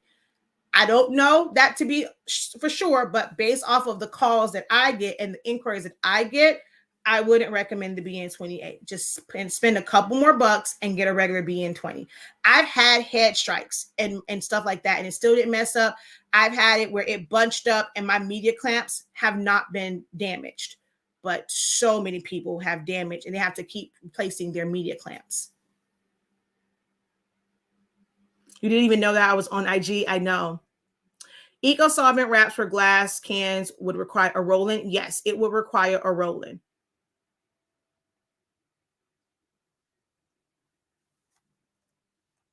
Oh, if they stop if they stop selling them, they basically did what we did when we got a bad batch of ink.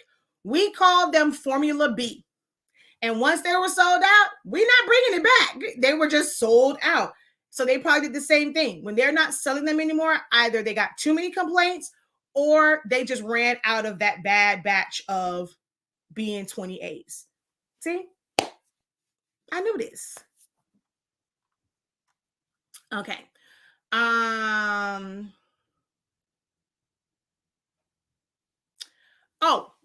another well, that's not with that one. So that's it on Ecosolvent.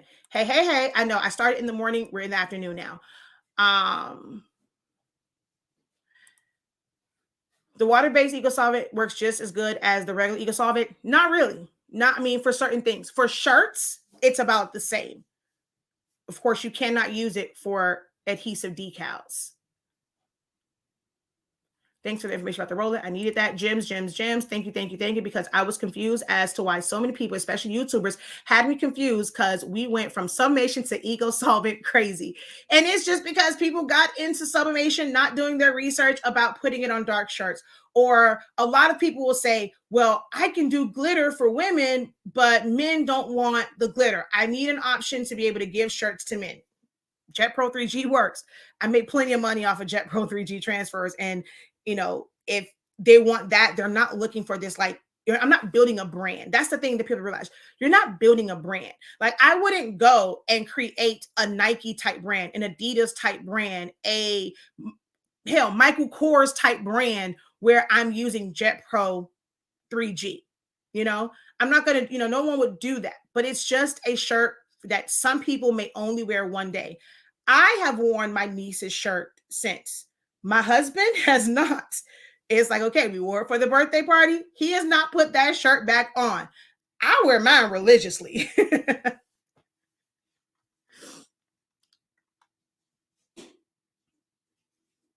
Okay, thank you. I will, somebody will approve you. With the 8550, do you have to remove the rollers to do Ecosolvent? That's just for DTF because it's just printing on it and it's meant to, the adhesive vinyl is meant, the printable HTV is meant to absorb the ink. You don't have to worry about pinwheels. But when you're doing the DTF hack, I think someone else asked me about that. Yes, the next comment under yours, the DTF hack with Sublimation ink. I did a video on this in my group where I addressed it. You guys have to go to my group and watch that. I'm not going to full on address it here. It's a hack. Some people are living by it. I look at the images. It's all about the quality that you want. The white ink is really what makes that look solid. Everybody that I see, it's all patchy. It don't work for me. Like, I don't really see that as being this game changer, right? Some people, they consider it to be a game changer. You have, some people say they don't have the issues with the dots. Some people have the issue, but it's going to potentially be an issue because it's a plastic film. The ink cannot dry. The pinwheels are there. So whether you are doing DTF, the sublimation one, or if you're really putting DTF ink in those printers, you have to remove most of the pinwheels. If not, it's going to drag that ink because it's not dry. With DTF, you don't want it to be dry on the PET film. You want it to be wet so that you can put the adhesion powder on the back. So that is only an issue when you're printing to something that is plastic that's not meant to absorb the ink.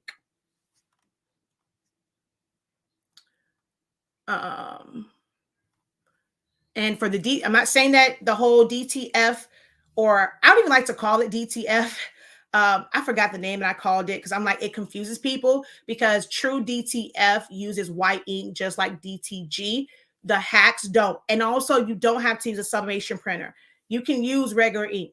If you have a HP printer, you can do DTF, the hack, right? If you have a Canon printer, you can do it. You might still get the pinwheels, but you can still do it. It works with any ink because you're just putting the adhesive powder on the back. The adhesive powder is clear once it's cured. It's not white. You're not going to be able to put it. The same rules apply. You still can't put it to dark garments. You still have to stick to white or light. There is no white. So even if you put it on like a light pink, anything that's supposed to be white is going to be light pink. You know, same rules apply as far as colors of the shirts. Help. Okay, not doing those. We're not doing troubleshooting, so unfortunately I cannot help with that. I would like to know, what type of ink or vinyl do you advise for infant onesie tees? It all depends. If you're doing sublimation, you're going to use sublimation ink.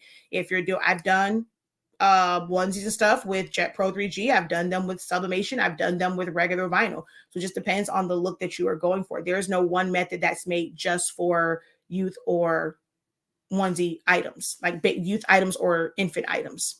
All right, we talked about Ecosolvent. Purposes, exact same printers, exact same price points. The same things we talked about with sublimation is going to apply to this as far as resolution and speed. The ink doesn't change the speed that you're using. I know some people say they can print with plain paper setting and still get great colors. Some people say that they have to print with premium matte. I know for me, when I am printing with my pigment ink printer for stickers, labels, or when I used to do my cutouts, I have to use premium matte to get the best color. When I use plain paper setting, the colors are off. But again, that is pigment ink. Pigment ink is made differently. The same way that colors are more saturated with dye-based inks.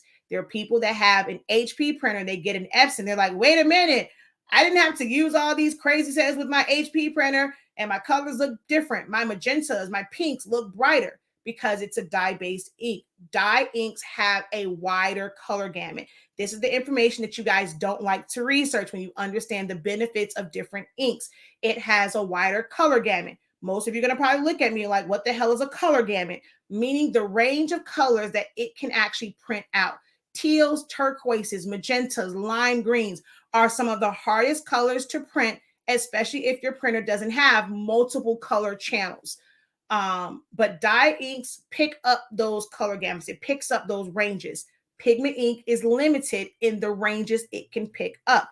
Sublimation ink is limited in the ranges it can pick up. Ecosolvent has a wider color gamut than any of those. Those are, if I know most people are not choosing it for that reason, but like for me, I would be looking into things like that, like color gamut.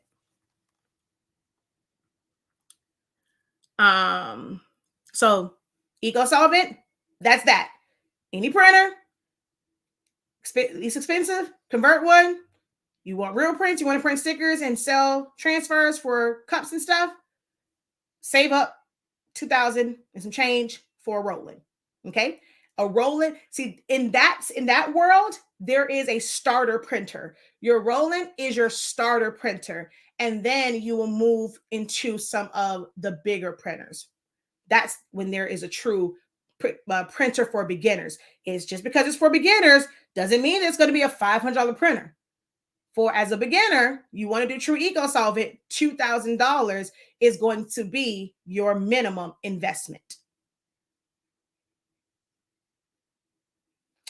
I mean, she said not $2,000. She said, "What? My bad, not $2,000."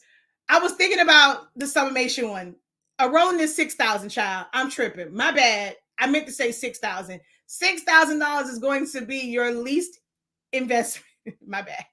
I was thinking about the in my mind, I'm literally like, I've seen the picture of the F570. That's $2,000 some odd dollars. The minimum for a Roland is $6,000. And then from there, you're going to, and it's like a big jump. It goes from $6,000, and then the next one up after that is 18 and then 20,000. So there's really no like in between for that either. It's like $6,000 is going to be your minimum to get into true Ecosolvent printing. 20,000 is for the larger ones. So for the roll-in, it's only 6.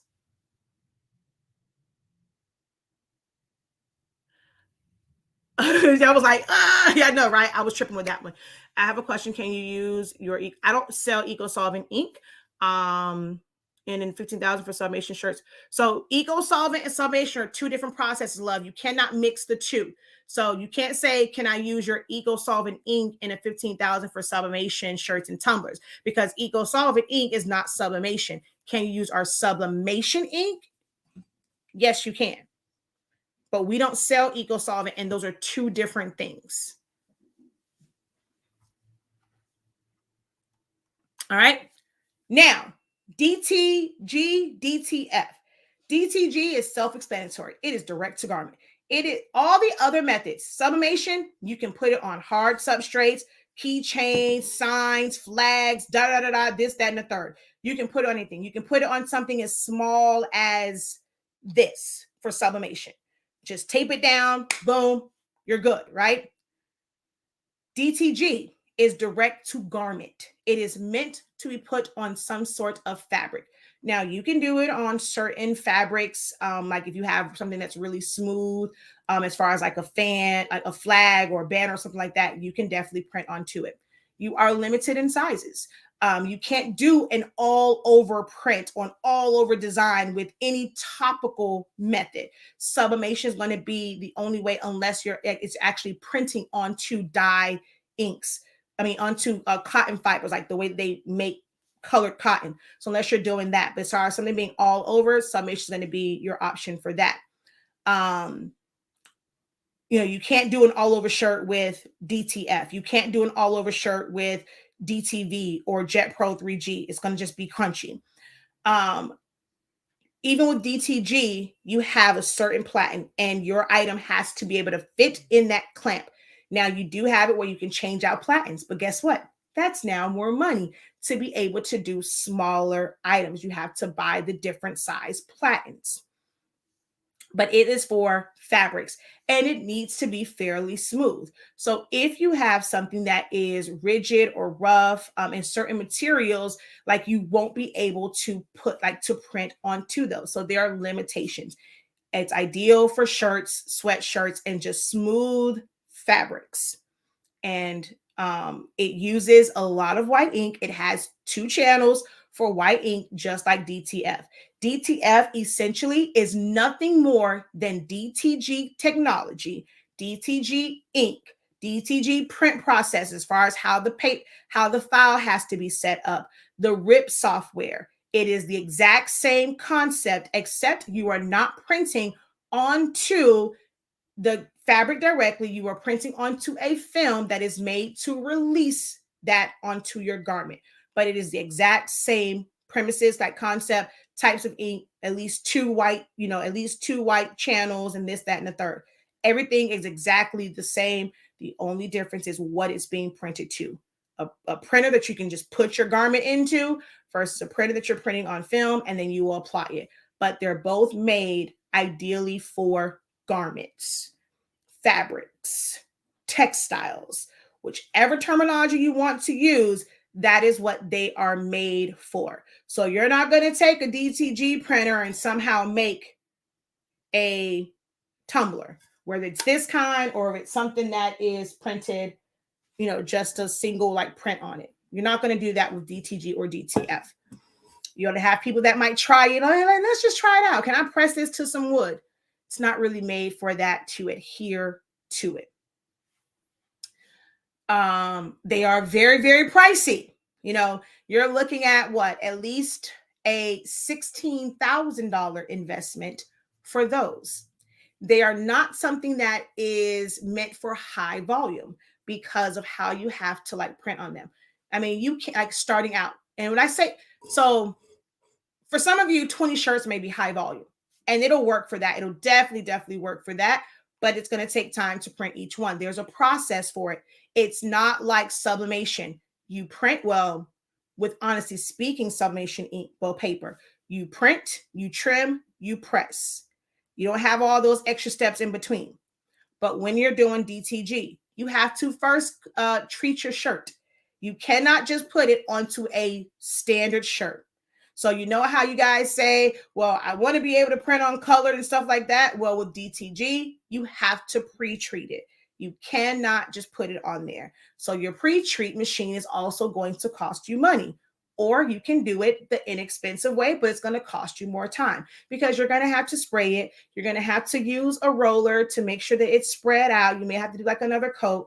And no matter if you have an automatic one or if you are doing it yourself, you then have to dry or cure that pre-treat. Some people will put it through a conveyor belt so that it really steams off and it really dries.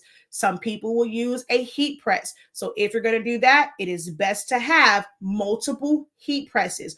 One to dry your pre-treat, another one to press your, another one to seal the ink, because you still have to go back to the heat press. So if you're trying to find a method that's going to avoid the heat press, DTG is not it, because you're going to have to use your heat press twice. The pre-treat, dry it, put it on the printer, it prints on it, you take that off, it has to go back to a heat press, and you have to cure that. When it comes to DTF, you can use a DTG printer to do DTF. It's just not roll fed. You just have to get the anti-slip mat. You're going to print it on there. Then you have to go get the powder, sprinkle it on it, go back and forth. You have to work fast. You have to do it before the ink dries. Put that on there. The little particles. Some people choose to wear PPE because of the particles that you can breathe in, it's not toxic itself. But of course, dirt is not toxic. But if you breathe in enough dirt, it's going to get into your system and it can cause issues. If there's smoke or there is even hell, when it's foggy outside, you're breathing that in, you're inhaling it in, it can cause issues. So it's not that it's toxic, it's just that you're breathing it in and you can put those particles in your body, which will mess up your whole nose and throat situation, but it's not toxic. So some people rather cover to protect themselves. I see a lot of people putting on full on PPE gear. If you don't go get you a K95 mask and put that sucker on and keep it moving, shot it. I be trying to figure out why some of y'all be having on full on gas mask for DTF. Go get you.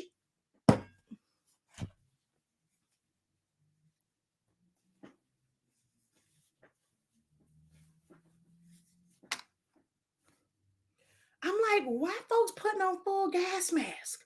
It ain't that serious. It's not like with spray paint and aerosols and stuff like that. Like, it ain't that serious for putting on the powder.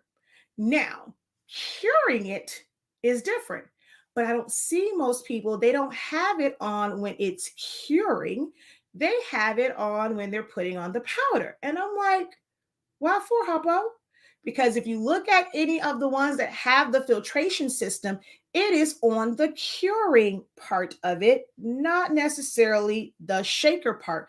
The shaker part simply has a cover so that the dust particles don't come up, but you don't need it for the powder part. You're just trying to avoid breathing that in. So once you go and you do that, like it prints out, you put the little powder on there, you're going to cure it so that it turns into a true like adhesive, and that's that process. You can put it inside, like if you're doing the converted printers, you can put it inside of a convection oven. You can put it, some people put it underneath their heat press and it's just open. That's when you need the mask, people, because it's open, it's curing, that's when you need the mask. But you can still wear an N95 mask. It ain't that serious. So just be in a well-ventilated area. And it's not even really that it's toxic, right? Anything that you heat up can become an issue if you're constantly breathing in not harmful fumes, but just breathing it in on a continual basis. And it's like you're in a very stuffy room and then there's no ventilation. It's going to end up being an issue for you. It's not like it's carbon monoxide, like poisoning. Like it's not something that's going to poison you, but it can be an issue as far as constantly breathing in, like just breathing in fumes. If you're outside and it's, people in China were wearing masks before because they have all these factories where there's fumes and there's smoke like all the time. So you're protecting your lungs more so from just having those things, right?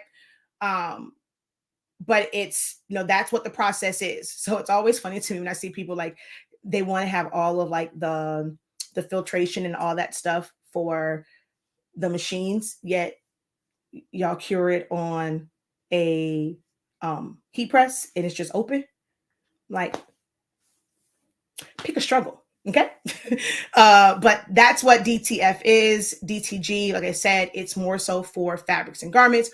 With DTF, it is more hazardous in the steps, but you can press it directly to any shirt. It does not have to be pre-treated. When you're doing DTG and you have that pre-treat, because like if you're just putting it on your heat press, you'll end up with this box from the residue of the pre-treat. It goes away after you wash it and wash it and wash it. It softens up and it goes away. But as far as being able to go straight from printer to customer, especially on darker colors, you're going to see that box, but it will go away as they continue to wash it. DTF, you don't ever have to worry about that. You're just going to press it onto your garment. The other thing is when someone wants a polyester shirt, but they want DTF, you will still run into the issue of the box from the edge of the DTF film. Okay, that's not just a sublimation paper thing. Just had that question recently. They were trying to put it on the person gave them a polyester shirt. They put the DTF prints on there. And then they asked me, why am I still getting this box? I thought that was only with sublimation. Polyester fabric is non-forgiving. You're going to still have that box and you just have to repress it again to get rid of that box. That is DTG, DTF in a nutshell. Benefits of it, being able to print 2 colored garments. It doesn't matter the blend of it. And with DTF, you don't have to pre-treat, but the cost is significant. You can use, so for printers, right? As far as converting them, it has to be a printer that has at least 6 channels. You also have to purchase an additional RIP software. So you're going to pay for the printer.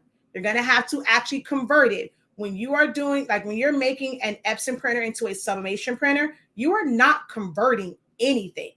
All you're doing is switching the ink that came in the box, like, or, using an alternative ink. But with DTF and with an Epson printer, you have to convert that sucker. You got to cut some ish out. You got to take stuff apart. That is a true conversion. And it has to have the 2. And like I said, you're going to have to purchase an additional RIP software that's going to tell the printer, okay, this is what you would normally print, and you used to mix these colors together. Now, I don't want you to just pull from the black and then mix it and print it black and then mix these colors. I want you to choose like from over here, and these are going to be mixed colors to get our colors. But then I need you to take these chambers and print it after the fact on top of it. And so it's making it to where it can still be printing the other colors, but those 2 chambers that have the white in it will start to put the white on the back. It does not print them at the same time because it will just get muddy. So it puts those down and then it puts the white ink on top. With DTG printers, it actually puts down either a full white underbase and then the color on top.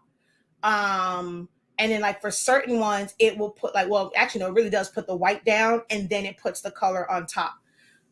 With the other ones, it's like color and then the white goes on top. All right. So it's a pretty lengthy process. It can be a lengthy process as far as printing it out, depending on the size of the image and which print settings you use. But like I said, you're not limited and you don't have to pre-treat your garments. So that's that. Big investment. If you're using an EcoTank printer, You can't really, like, you can try and shake the whole printer, but it's not really affecting the lines. If it settles, it's a thicker ink than what the printers are intended. The regular inks are standard translucent inks. They are translucent. They are not like screen printing ink where it's opaque. Standard inks, it's going to flow through. You have issues with these printers, and it's not just the converted printer. Florida Flex, where I'm getting some DTF prints from, they had an issue with their white lines on their STS machine. They had some issues with their white lines clogging. If you watch Keenan on YouTube, he had the Epson DTG printer. He had issues where his white lines clogged. It is a thicker ink. It is opaque. So it can have clogs or nice. It just can thicken up. So that's what they tell you every single morning. You're supposed to get up, and like, even with my Ecosolvent, it tells you you're supposed to take them out and shake them gently. It has this maintenance cycle where it keeps filtering the ink. Yes, it makes it. Some people always say, "Oh, I don't want to have to deal with maintenance. I don't have to deal with da da da da." Like, these printers are self-maintenance. You do know self-maintenance means you're wasting a lot of money on ink, right? What do you think that it's doing when it's going through the self-maintenance? It is taking ink that's going to absolutely nowhere. It's not benefiting you any. It is going into your waste tank. So while we say that we like maintenance, I hope you like actually spending money as well, because it's going to waste a lot of ink. I'm just saying, you're going to have to replace it quicker than with us. We only have to worry about the maintenance if something goes wrong. But with all the other ones, it's constantly. Our Roland, oh, we turn that sucker off. We turn that on like every couple of days, because anybody got time for that, wasting all that damn ink. So we turn it off, and then we turn it on. We shake the cartridges, let it run through or whatever, because we don't use it every single day. So yeah, the maintenance on it, you have to take them out, you got to shake them. When you have like the 1430 that people were using, or like now it's like the Epson RL, whatever, 1000, whatever all these printers are, people are converting, you're able to take your cartridges and like shake them to keep it from settling. That's why a lot of people were like, they'll tell you a cartridge printer is better because you can actually shake the cartridges to where it doesn't settle. And because the cartridge sits right on top of the print head, you don't have ink that's going to settle in lines.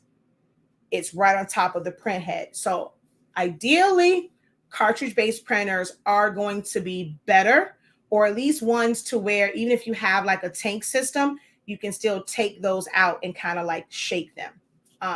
So that's DTF in a nutshell, all the pros, the cons, the hazards, and the benefits. White toner. Whew, almost to the end. White toner printers. Very, very versatile. Very versatile in what you can use it. You can put it on hard substrates, wood, metals, acrylic, shirts. You can still do like regular prints with it. You can print to colored cardstock. So if you are doing like stationery and stuff and someone wanted blue, you can print directly to blue cardstock, and it's in the white ink or even in the colored ink, because it's going to put down a white base and you're going to have full on color cardstock. That's what I want it for. I want to be able to do wedding invitations and print right to it and have color on there. I want to be able to press and have like acrylic invitations and acrylic menus, acrylic, what's the name's called? Table numbers, without having to do laser, because even like laser, it's a lot of work, right? You can do acrylic, and you have to still do every color unless you're going to get a combined UV printer with the acrylic. But you have to cut the acrylic. You got to peel off. Like once you cut it, you put that 3M on the back, you got to peel that ish off. And people be using pens and stuff like that to get off the back end of it. Or you got to go and do it. You got to put glue. And sometimes you may, like it. To me, laser for that type of stuff and all that layering is a lot of friggin' work doing that. And then you have to like cut it, you have to put it on there. And then there is a protective cover on the front. Either you or your customer has to peel that protective covering off. So if it's a lot of small pieces, you got to peel that. It's a bit much for me when it comes to the laser stuff. Like I like it. I like the thought of laser engraving, but laser cutting, that for the birds, for me. But with white toner, you can do those things and you can just press it to it. Now, when it comes to fabrics, like, well, for shirts and things like that, it's a 2-part process for, especially for dark colored shirts. It's a forever paper. It is extremely expensive. It is much more expensive than sublimation paper. It's much more expensive than Caesar Color Print Easy, much more expensive than DTF sheets. It's 2 parts. Okay. You have to go let it print. Printing wise, people look at it like, oh my God, it prints out so fast. When people are showing you like their printers, it's like, oh wow, they're printing out so fast. And then it's an edited video and you don't understand that you have to let it sit there and cure for 120 seconds. So yeah, so it'll print out really, really fast. So you're going to have all these prints come out just like a regular laser printer. You can have 20 prints printed out in a couple minutes, right? But then you have to take those 20 prints and you have to put the part B on there. You're going to have to fold it so it's easier to, like, remove. You're going to have to go and put that on a heat press and let that sit for 120 seconds. 2 minutes. 2 minutes. Dos minutos at a minimum. So I think it might be 150, 120, 150, somewhere in there. But at least 2 minutes to let that adhere to it. And then put it to the side, do the next one, and then you peel that off, right? And that's going to make it to where the adhesive part will only attach to the toner. And then everything else, it doesn't attach to it. Like, you pull it off and it's like it's just clear, right? Then you have to go and press it to your shirt and then peel it off. So it's still a multi-step process. It doesn't make your life easier. It actually creates a lot more work when you're doing it for shirts because of all of the different steps. Not saying that it's not something that can make you money. It can be a great process. Some people love it and they live by it. I personally don't want a white toner for shirts. I don't have time for that, to have to go. And some people, they'll have like a small heat press. You can get like a little cheapy Amazon heat press. You can print them out. And then on that press, you are marrying the part A and part B. And then you will, if you have a stack that's finished, you can then go and be pressing them on your other heat presses. But you will definitely need 2 heat presses if you're planning to do a lot of white toner transfers or just white toner prints in general. You need to invest in at least 2 heat presses. Okay.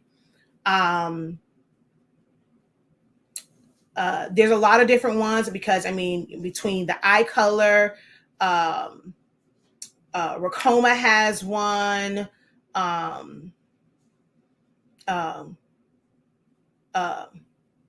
What's the one I'm thinking of? Lord, I can't think. It's the one that my cousin has. It's gonna come to me in like 2.5 seconds. Lord Jesus, why I can't think of it. Okay, wait, I'm just gonna look for it. It's my cousin Tanya has it. Coma has one.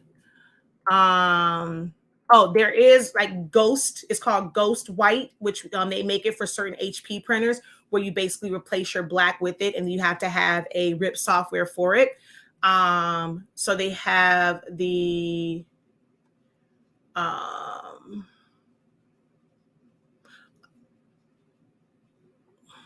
Oki, and then the eye color. So my cousin has the Oki. So you have the Oki, you have the Unity eye color, you have Racoma, and then like there are some others that have them like white toner printers. Because the digital heat effects one is which one? I forget which one that is. But yeah, Oki, eye color, Racoma are the ones that I know of, like the ones I've done like research on. Yeah, so Oki, yeah. we are not worthy of all this information. So Jesse says, I don't like the DTF. For me, right? So I'm going to try it out for the first time, like an actual order for me. My sister lives by them, I'm going to try them out. When I went into Florida Flex, like I like the shirts and stuff that they have had, and they've shown it, like that one compared to like their screen print one. And I thought like it was pretty cool. So because I have this order and they wanted 3 different designs, they all have a lot of color, I was not about to weed all that out for 7 shirts. One shirt is front and back, so that's 14 prints, and then another 7 for the other set. I was not about to do all of those as far as cutting them, printing, and weeding all that out. Anybody got time for that? So I designed them. I sent them. They will actually be ready tomorrow, so you guys will get to experience with me tomorrow. Well, tomorrow or Saturday, me doing my first set of DTF prints myself. So, or I might, because I ordered some extra, like I put some extra ones on there. So I'll probably do the sample ones first, like the ones that I create my own samples with them. And then I will do my order probably in another video. So I'm going to test them out whenever I get them tomorrow, and then I'll do my actual order. But I did those because it's significant size prints. There were small areas to it, like the snowflakes and stuff. And I want to weed. So you guys will get to see me do some DTF either tomorrow or on Saturday. I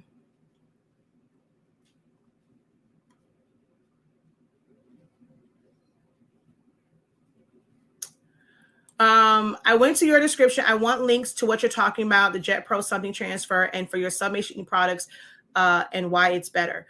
So our Sublimation ink products is best for our sublimation paper, or like any sublimation paper. I do not recommend using sublimation ink on Jet Pro 3G. If you want to do colored shirts with sublimation, it's going to be Easy Subli.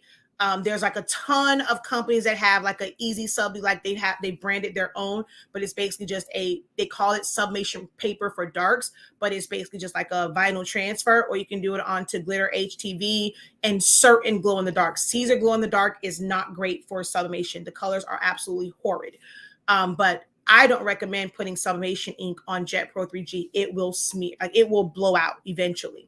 But as far as our ink and stuff, you're going to go to our website, shop.hsink365.com. The link is in the description. And that's going to take you to it for there. The Jet Pro 3G, I have some that's on like my Amazon listing, but I buy all of my stuff locally. If you guys aren't researching your areas for like local resources, you're doing yourself a disservice. So I get mine from Florida Flex. They have Jet Pro 3G, and that's where I get mine from because it's local for me. You can look for local areas. Any company that has Jet Pro 3G, it's all the same. It's not better from one company or the next. Certain companies just might charge more based off of their overhead and how they run their business, but not one company is going to be better than the other because they're all still the same product.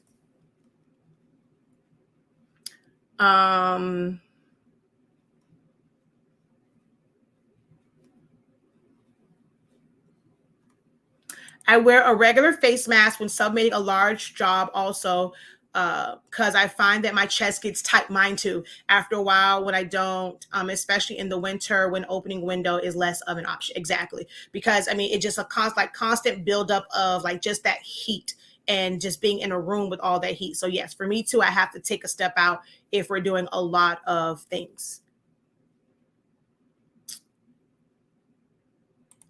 I feel like DTG is not for corporate accounts. It takes a lot. I mean, it's not something that's fast. If you have to do like 200-300 shirts, DTG is not the move. Professional sports teams and those who sell t-shirts like vendors or clothing lines, I was wanting to get one until I saw limitations and maintenance. So most times what they're using is actually probably going to be screen printing. Or screen print transfers versus DTG. When you're doing like a lot of corporate accounts and like sports shirts, they're using the least expensive print method, which is going to be screen printing. Screen printing is the best for anything major bulk orders. You cannot deny the cost savings of screen printing. I want to learn DTF so bad. What's a good printer and cost of materials? I think Mimi is ready. I currently do sublimation. So I can't tell you what the cost is if you're trying to convert one. True DTF printers start out at about 16. Well, no, the full system, which has the shaker and the heater, is about 16, 18. I think you can get some of the printers around like 6,000, somewhere in there, I want to say. And learning, I'm not sure what she says about as far as like learning it, right? Because if you're going to design the exact same way, the only thing is saving it as a PNG versus a JPEG. That's the only difference in it. And if you're getting a converted one, you're going to have to learn your RIP software. The STS one and some of the other ones, they come with their own RIP software. So you're not, that's why the price points on those are so high, because they also are building in the cost of that RIP software. Yeah, I mean, if you are able to network with someone that's local to you that has DTF, I mean, I know some people feel like it takes away from them, but man, they don't understand when you have someone that has the same setup as you and you feel like you can trust to have the same quality, it's absolutely amazing. I mean, I think about when Florida Flex, they didn't have access to their printer for a couple of days. So anyone that had orders, their turnaround time is 2 days. So when it was down, they could not take on orders or they couldn't fulfill the orders they already had. But imagine being able to work with the company. Hey, my printer's down. Are you able to help me with fulfilling these orders? Are you going to make as much money? No, but you're also going to have happy customers. So if you have someone in your area and you want to have, hey, I just want, this is like, go to them, let them know that you're not trying to take them, like, let you know, I'm gonna do this regardless. This is what I have researched. I have done da, da, da, da, da. And I would just like to, kind of just see the process and like, get used to like powdering a print and this, that, and the third and curing it. Now, if you want to, and also if you want to learn it, you can do that with your regular printer. You might have lines, but as far as getting used to putting the powder on it and getting it coated by hand, curing it, those are going to be the same steps, whether you have a true DTF printer or if you're using the hack. So you can practice right now. If you got a Canon printer, get you some PET film and some powder. You got a HP printer, go get you the film and some powder. You got an Epson printer, go get the film and the powder. You can practice DTF right now before you get that particular printer. Okay.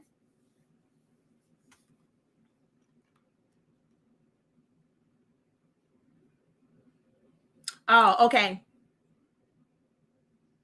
All right. Gotcha. But yeah, so our website for that, and then there is a link, I think, on my Amazon one, but I don't buy mine from Amazon. I buy mine from Florida Flex. So white toner printer is basically nothing more than a laser printer. So the printers that you go to Office Depot and they're using that's basically a white toner. Just that white toner has a white toner cartridge instead of a black. And then there is a RIP software to tell it where to put that white ink at. And that for anything that is black. So with the RIP software, if you have the one that is still 4 colors, it is cyan, magenta, yellow, and white. There's some like the Oki, the one that my cousin has. She has cyan, magenta, yellow, black, and white. So she has a 5 color system. She doesn't have to do a composite. So when you have a laser printer, that's why I said some people have what's called ghost ink, and you can put that in a regular HP laser printer. And you have to use a RIP software. What their RIP software says is there's going to be no black ink coming out. So anywhere where there is black, you need to do a composite, meaning it is going to mix cyan, magenta, and yellow to create a composite black. Sometimes it has a purplish bluish tone to it. It's not like, sometimes it can be like not a true black, but it's basically going to do a composite black. And then the white would be just the white. When you have one that has the 5 colors, you can print true black and you can print like all the other items, and you can use that one as a regular laser printer much easier. But white toner is a white toner printer is just a white laser printer, a laser printer with a white ink, opaque white ink.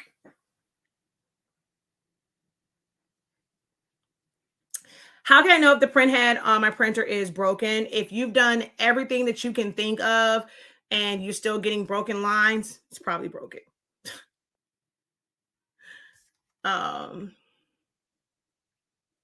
I want to invest in an Ecosolvent starting about $1,300. Which printer would you recommend? Then you're definitely not looking to get a Roland because that's like $6,000.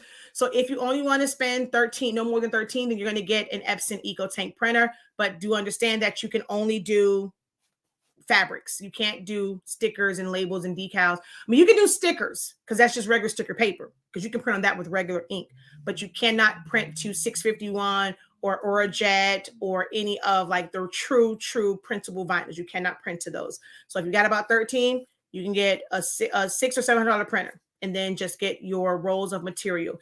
It typically, like standard, it's this.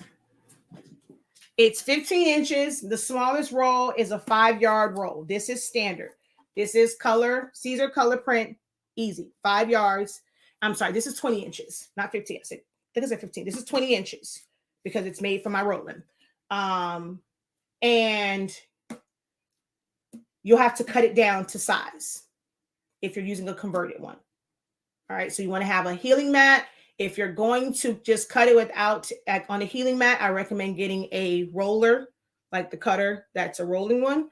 I recommend getting that and a really large, heavy duty ruler, like a T-square type ruler to make sure that it doesn't move as you're cutting it because you need to get exact sheets. But this is the smallest size that it comes in. If you get sheets, you're going to pay a good little pretty penny for them.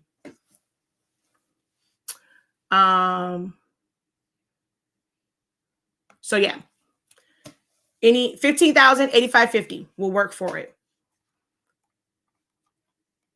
All right. Do you suggest brand new or used for sub printer? It doesn't matter. I had a printer. I had my 7720 that I used for 4 years and I made it into a sublimation printer when I needed it. So it doesn't matter. If it's an EcoTank printer, it must be new to where it's, I mean, it can be refurbished, but it can't be to where it currently, like it recently had regular ink in it. It needs to be a refurbished with no ink in it, and you're going to put the sublimation ink in it. All right. So 3 hours of straight printer talk. My last one.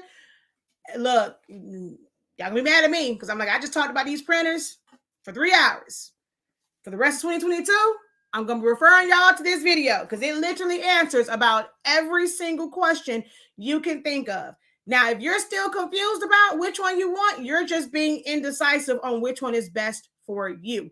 But as far as the information, the benefits, the uses, what they're good for, the maintenance, the good, the bad, the ugly, the price point, it has all been covered in these 3 hours. And I will not be answering any more questions about it. I mean, I'm going to answer it to refer you to this video and say, watch it in pieces. You were confused 2 days ago. It ain't going to hurt you to take 3 hours, whether you got to watch an hour today, an hour tomorrow, an hour the next day. If it take you 2 weeks to watch these 3 hours, they're going to be no different. And then all the other time that you spent pining over it, you're going to watch it, write down you some notes, and hopefully you come up with a good answer for what's going to work best for you. Hopefully you have a plan in place. If you are about to invest in these printers that cost a pretty penny, $6,000 and up, hopefully you have a plan.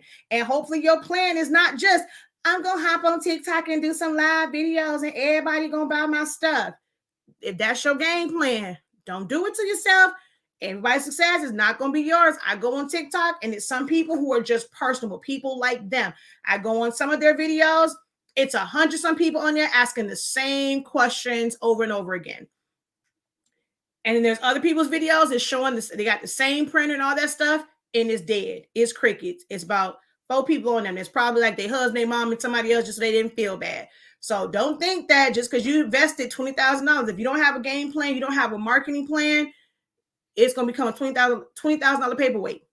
I know of somebody who was not using theirs and basically let her print head burn out, and it is not cheap. If you are somebody that's cheap and don't like to put warranties on stuff, don't go take your behind getting no big old printer. The warranty for my rolling, I get them they $800. Sure enough, do it. It was good for 2 years. $850 for 2 years, which I need to have them. I need to actually utilize it. Like, y'all gonna come out and look at it. I don't care if there's nothing wrong with it. Y'all gonna come look at this printer. I just paid y'all $800. Send me a text. just go ahead and babysit it for a little bit, make sure it's cool. But I got to make sure I call them so that I'm not like wasting my money when it comes to having this maintenance plan, this insurance, whatever you want to call it. But don't buy these big printers. And once that year is over with, make sure that you're making enough money to where when they go and say, hey, you want to extend this warranty on it? Sure do. And in 2 years, you want to extend it? Sure do. Because that $800 or that $1,000 or that $2,000, depending on which printer you have, is going to be a drop in the bucket compared to if your print head really goes out and they got to take that whole thing apart. You're not just paying for the materials. They're not just going to send you the supplies and say, okay, hey, fix it. You can probably find them on the black market. But when you go and they come to fix it, it's going to come with a tech. And that tech ain't making no $10 an hour. They are basically charging you for about a good $25, $50 an hour, somewhere in there for that tech to come out, to come fix your printer, along with all of the parts and everything else. So if you think that $2,000, and you think, oh, I don't want to pay $60 for some chips, I want a real one, but you're not going to get the maintenance, you're going to spend way more than $60 for a set of chips and, cartridges. I'm just telling you now. You get to the big boys, this is chump change. $60 is chump change when you get to the big boys. I'm just telling you.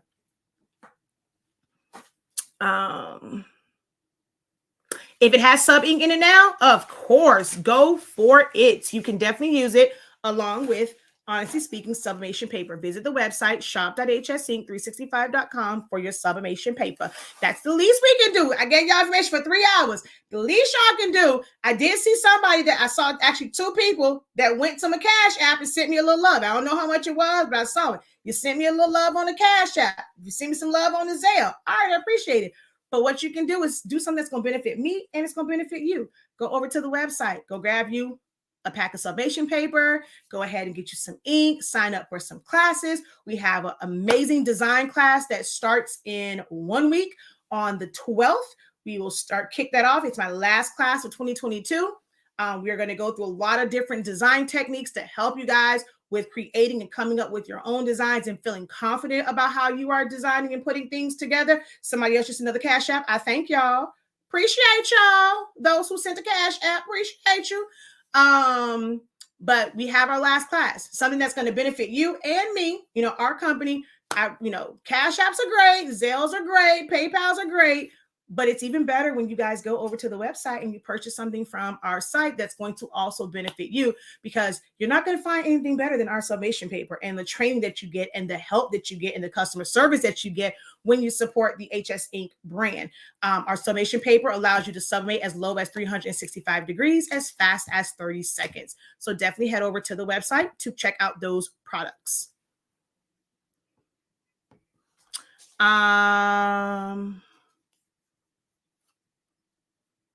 Yes, I've actually shown a video where I've gone back to it. So I do have that. I have that video. I got a video for everything. I promise you.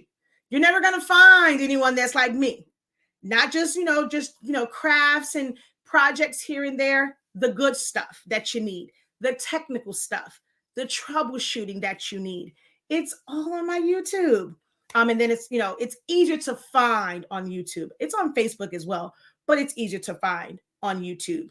You're never going to find anyone that gives you this type of information, like the good stuff, the business stuff, the creative stuff, the troubleshooting stuff, the design stuff, all in one lovely little package. That is me. Okay. Wow. Well, I'll finance. What's your recommendation? Rolling seems so long to print. I mean, it is. It's a long time. The EcoTank printers will definitely print faster. Definitely print faster. Your cameos will cut faster than the rolling. Your solo will cut faster than the rolling. Your Caesar Juliet will cut faster than the rolling. Every Epson printer will print faster. But if all you want is to do black shirts, colored shirts, red shirts, purple shirts, green shirts, cotton shirts, if this is what you want to do, invest in an Ecosolvent, invest in a printer that you can convert over or put Ecosolvent ink in. If you want to do this or the posters or the yard signs. I can't wait for graduation season for me to promote. I can print your yard signs for you and you can put them on your coroplast. Like that's when we're really going to kick this thing off as far as like prints and stuff. You want to make yard signs or memorial yard signs, we can print them for you. Like that's as much as we're going to do for that, something where we don't have to cut. Anything that requires cutting, I'm not offering transfers for that because that thing is stupid when it comes to like sometimes when it comes to cutting. So I'll do my cuts, but I don't think I'm really going to offer cuts for anyone else.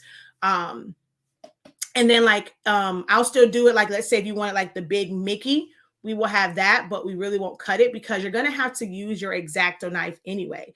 So you might as well just cut it, you know, with your X-Acto knife exactly where you want it to be because you're going to have to cut it. So just get that one print, you put it on there, and then you put it down and you have to hand cut it anyway. So we don't have to necessarily cut those. So only the transfers that we're going to offer from our roller are ones that we don't have to cut. So posters, banners, yard signs, things for like full on wraps that we don't have to cut.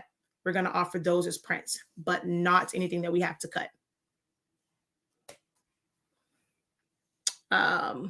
So that's going to print faster. There is, I mean, you got $20,000. The Roland BN20 print slow. Now you can get the big boy. You can get the big one. It'll cost you about $20,000 though.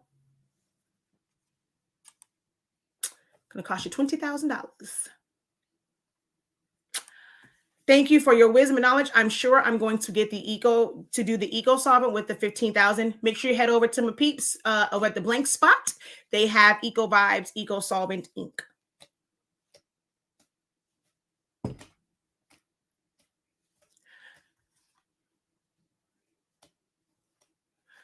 I don't know. You know what? I'm gonna set up today. Like, no, for real. I'm about to. I think because I wanted to do a video. Unfortunately, y'all are not gonna see me set up y'all not gonna see me set up my sawgrass. I kept trying to do it to where I can go and put the camera and set up and do all the setup for it, and just could never find time to have to move cameras and all that or move that. So I didn't do that part. I'm just gonna set it up myself, and then I'm gonna come back and just go over the creative. Like the creative studio, the print manager, but I'm just going to go ahead and set it up because I don't like me having to move stuff around, create space and do all of that is why it's like one of the biggest holdups for me. So when I get off of here, I'm about to plug this sucker up, power it on, put the cartridges in and get everything set up. And I'll just come to you guys afterwards and just show you like the sawgrass stuff and like the settings, because if I don't do it that way, if I keep waiting for the perfect time to be able to do the video and get it all set up and all this other stuff, yeah, like I'm a little bit worried about I'm not gonna lie, I'm also worried about doing it on live video because I've set up a bunch of Epsons before. Like I can do that with my eyes closed. I don't want to setting up this trying to entertain you guys or be educational to you guys to where it's not just you watching me do it and I'm not saying anything. If I start to talk to you, I'll probably up some stuff. So I'm gonna just set it up. And then I'll go over print settings and like all that stuff. So I'm just going to go ahead and do that as soon as I get off because y'all keep asking me about sawgrass and I haven't got it set up. So I'm about to pull the tape off and get it set up while I eat lunch. All right. Then I'll be able to answer you which settings work best. Oh, and you're in my group. So wait, so this is your first time watching me live. So you've never seen my content, but that means by me seeing Facebook use, that means you're in one of my groups. So you're in my group and never saw me like live. That's why I use the @everyone. This is where that @everyone. I know some people are just using it for just random posts, but when I use the @everyone, it is normally, I don't use it for regular posts at all. I only use it when I'm on like a really, really, really good informative live. Really like for the Q&As, it's like my Wednesday Q&As is really when I use it, but I don't just do it on like random posts. I don't try to do it that way. Stuff that's going to be helpful for you guys is where I use the @everyone. No, it's not. I need the pressure on myself because I purchased this printer November of I don't think, was it last year? No. It's either November of last year or November 2 years ago. That's how long I've been sitting on that printer and my Solo. They were purchased a week apart, and I have never done anything with either of them. The Solo at least has been powered on, I think. Yes, it's been powered on. The Sawgrass has never even been powered on. And they've been sitting for well over a year, might even be 2 years. So the pressure's on me because I purchased it and I ain't bothered to set it up. So it's definitely not you. I know what it's like to set up a new device, a piece of equipment. I'll patiently wait for when you get to it. Yes, this is my first live, and I've been subscribed to your channel since last year. Okay, so you're familiar with my content, though. All right, cool beans. Yeah, I want to say a year because it'll make me feel better that it's only been a year.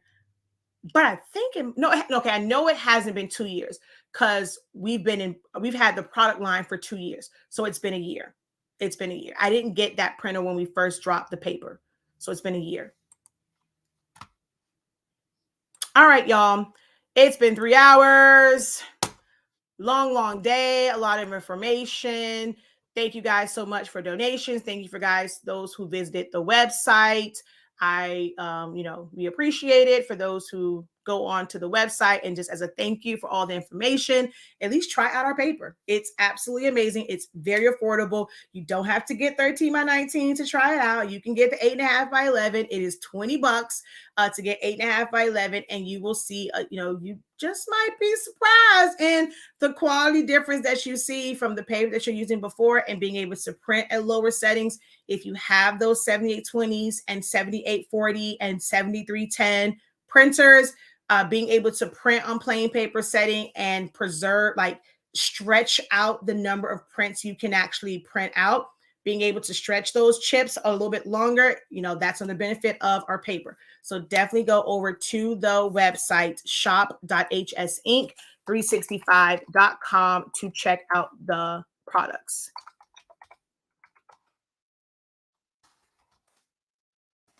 All right. And that's where you're going to find the Sublimation ink, the Sublimation paper, the pigment ink. Oh, that did the Sublimation paper. Oh, well, this is when I printed that out. But yeah, we have 8.5 by 11, 8.5 by 14, 11 by 17, 13 by 19, in both fast dry and tacky. Until next time, have a great one. Continue to unlock your creativity, be incredible, and also don't forget about the design course, December 12th through the 22nd, 113.65. All right, y'all. Peace.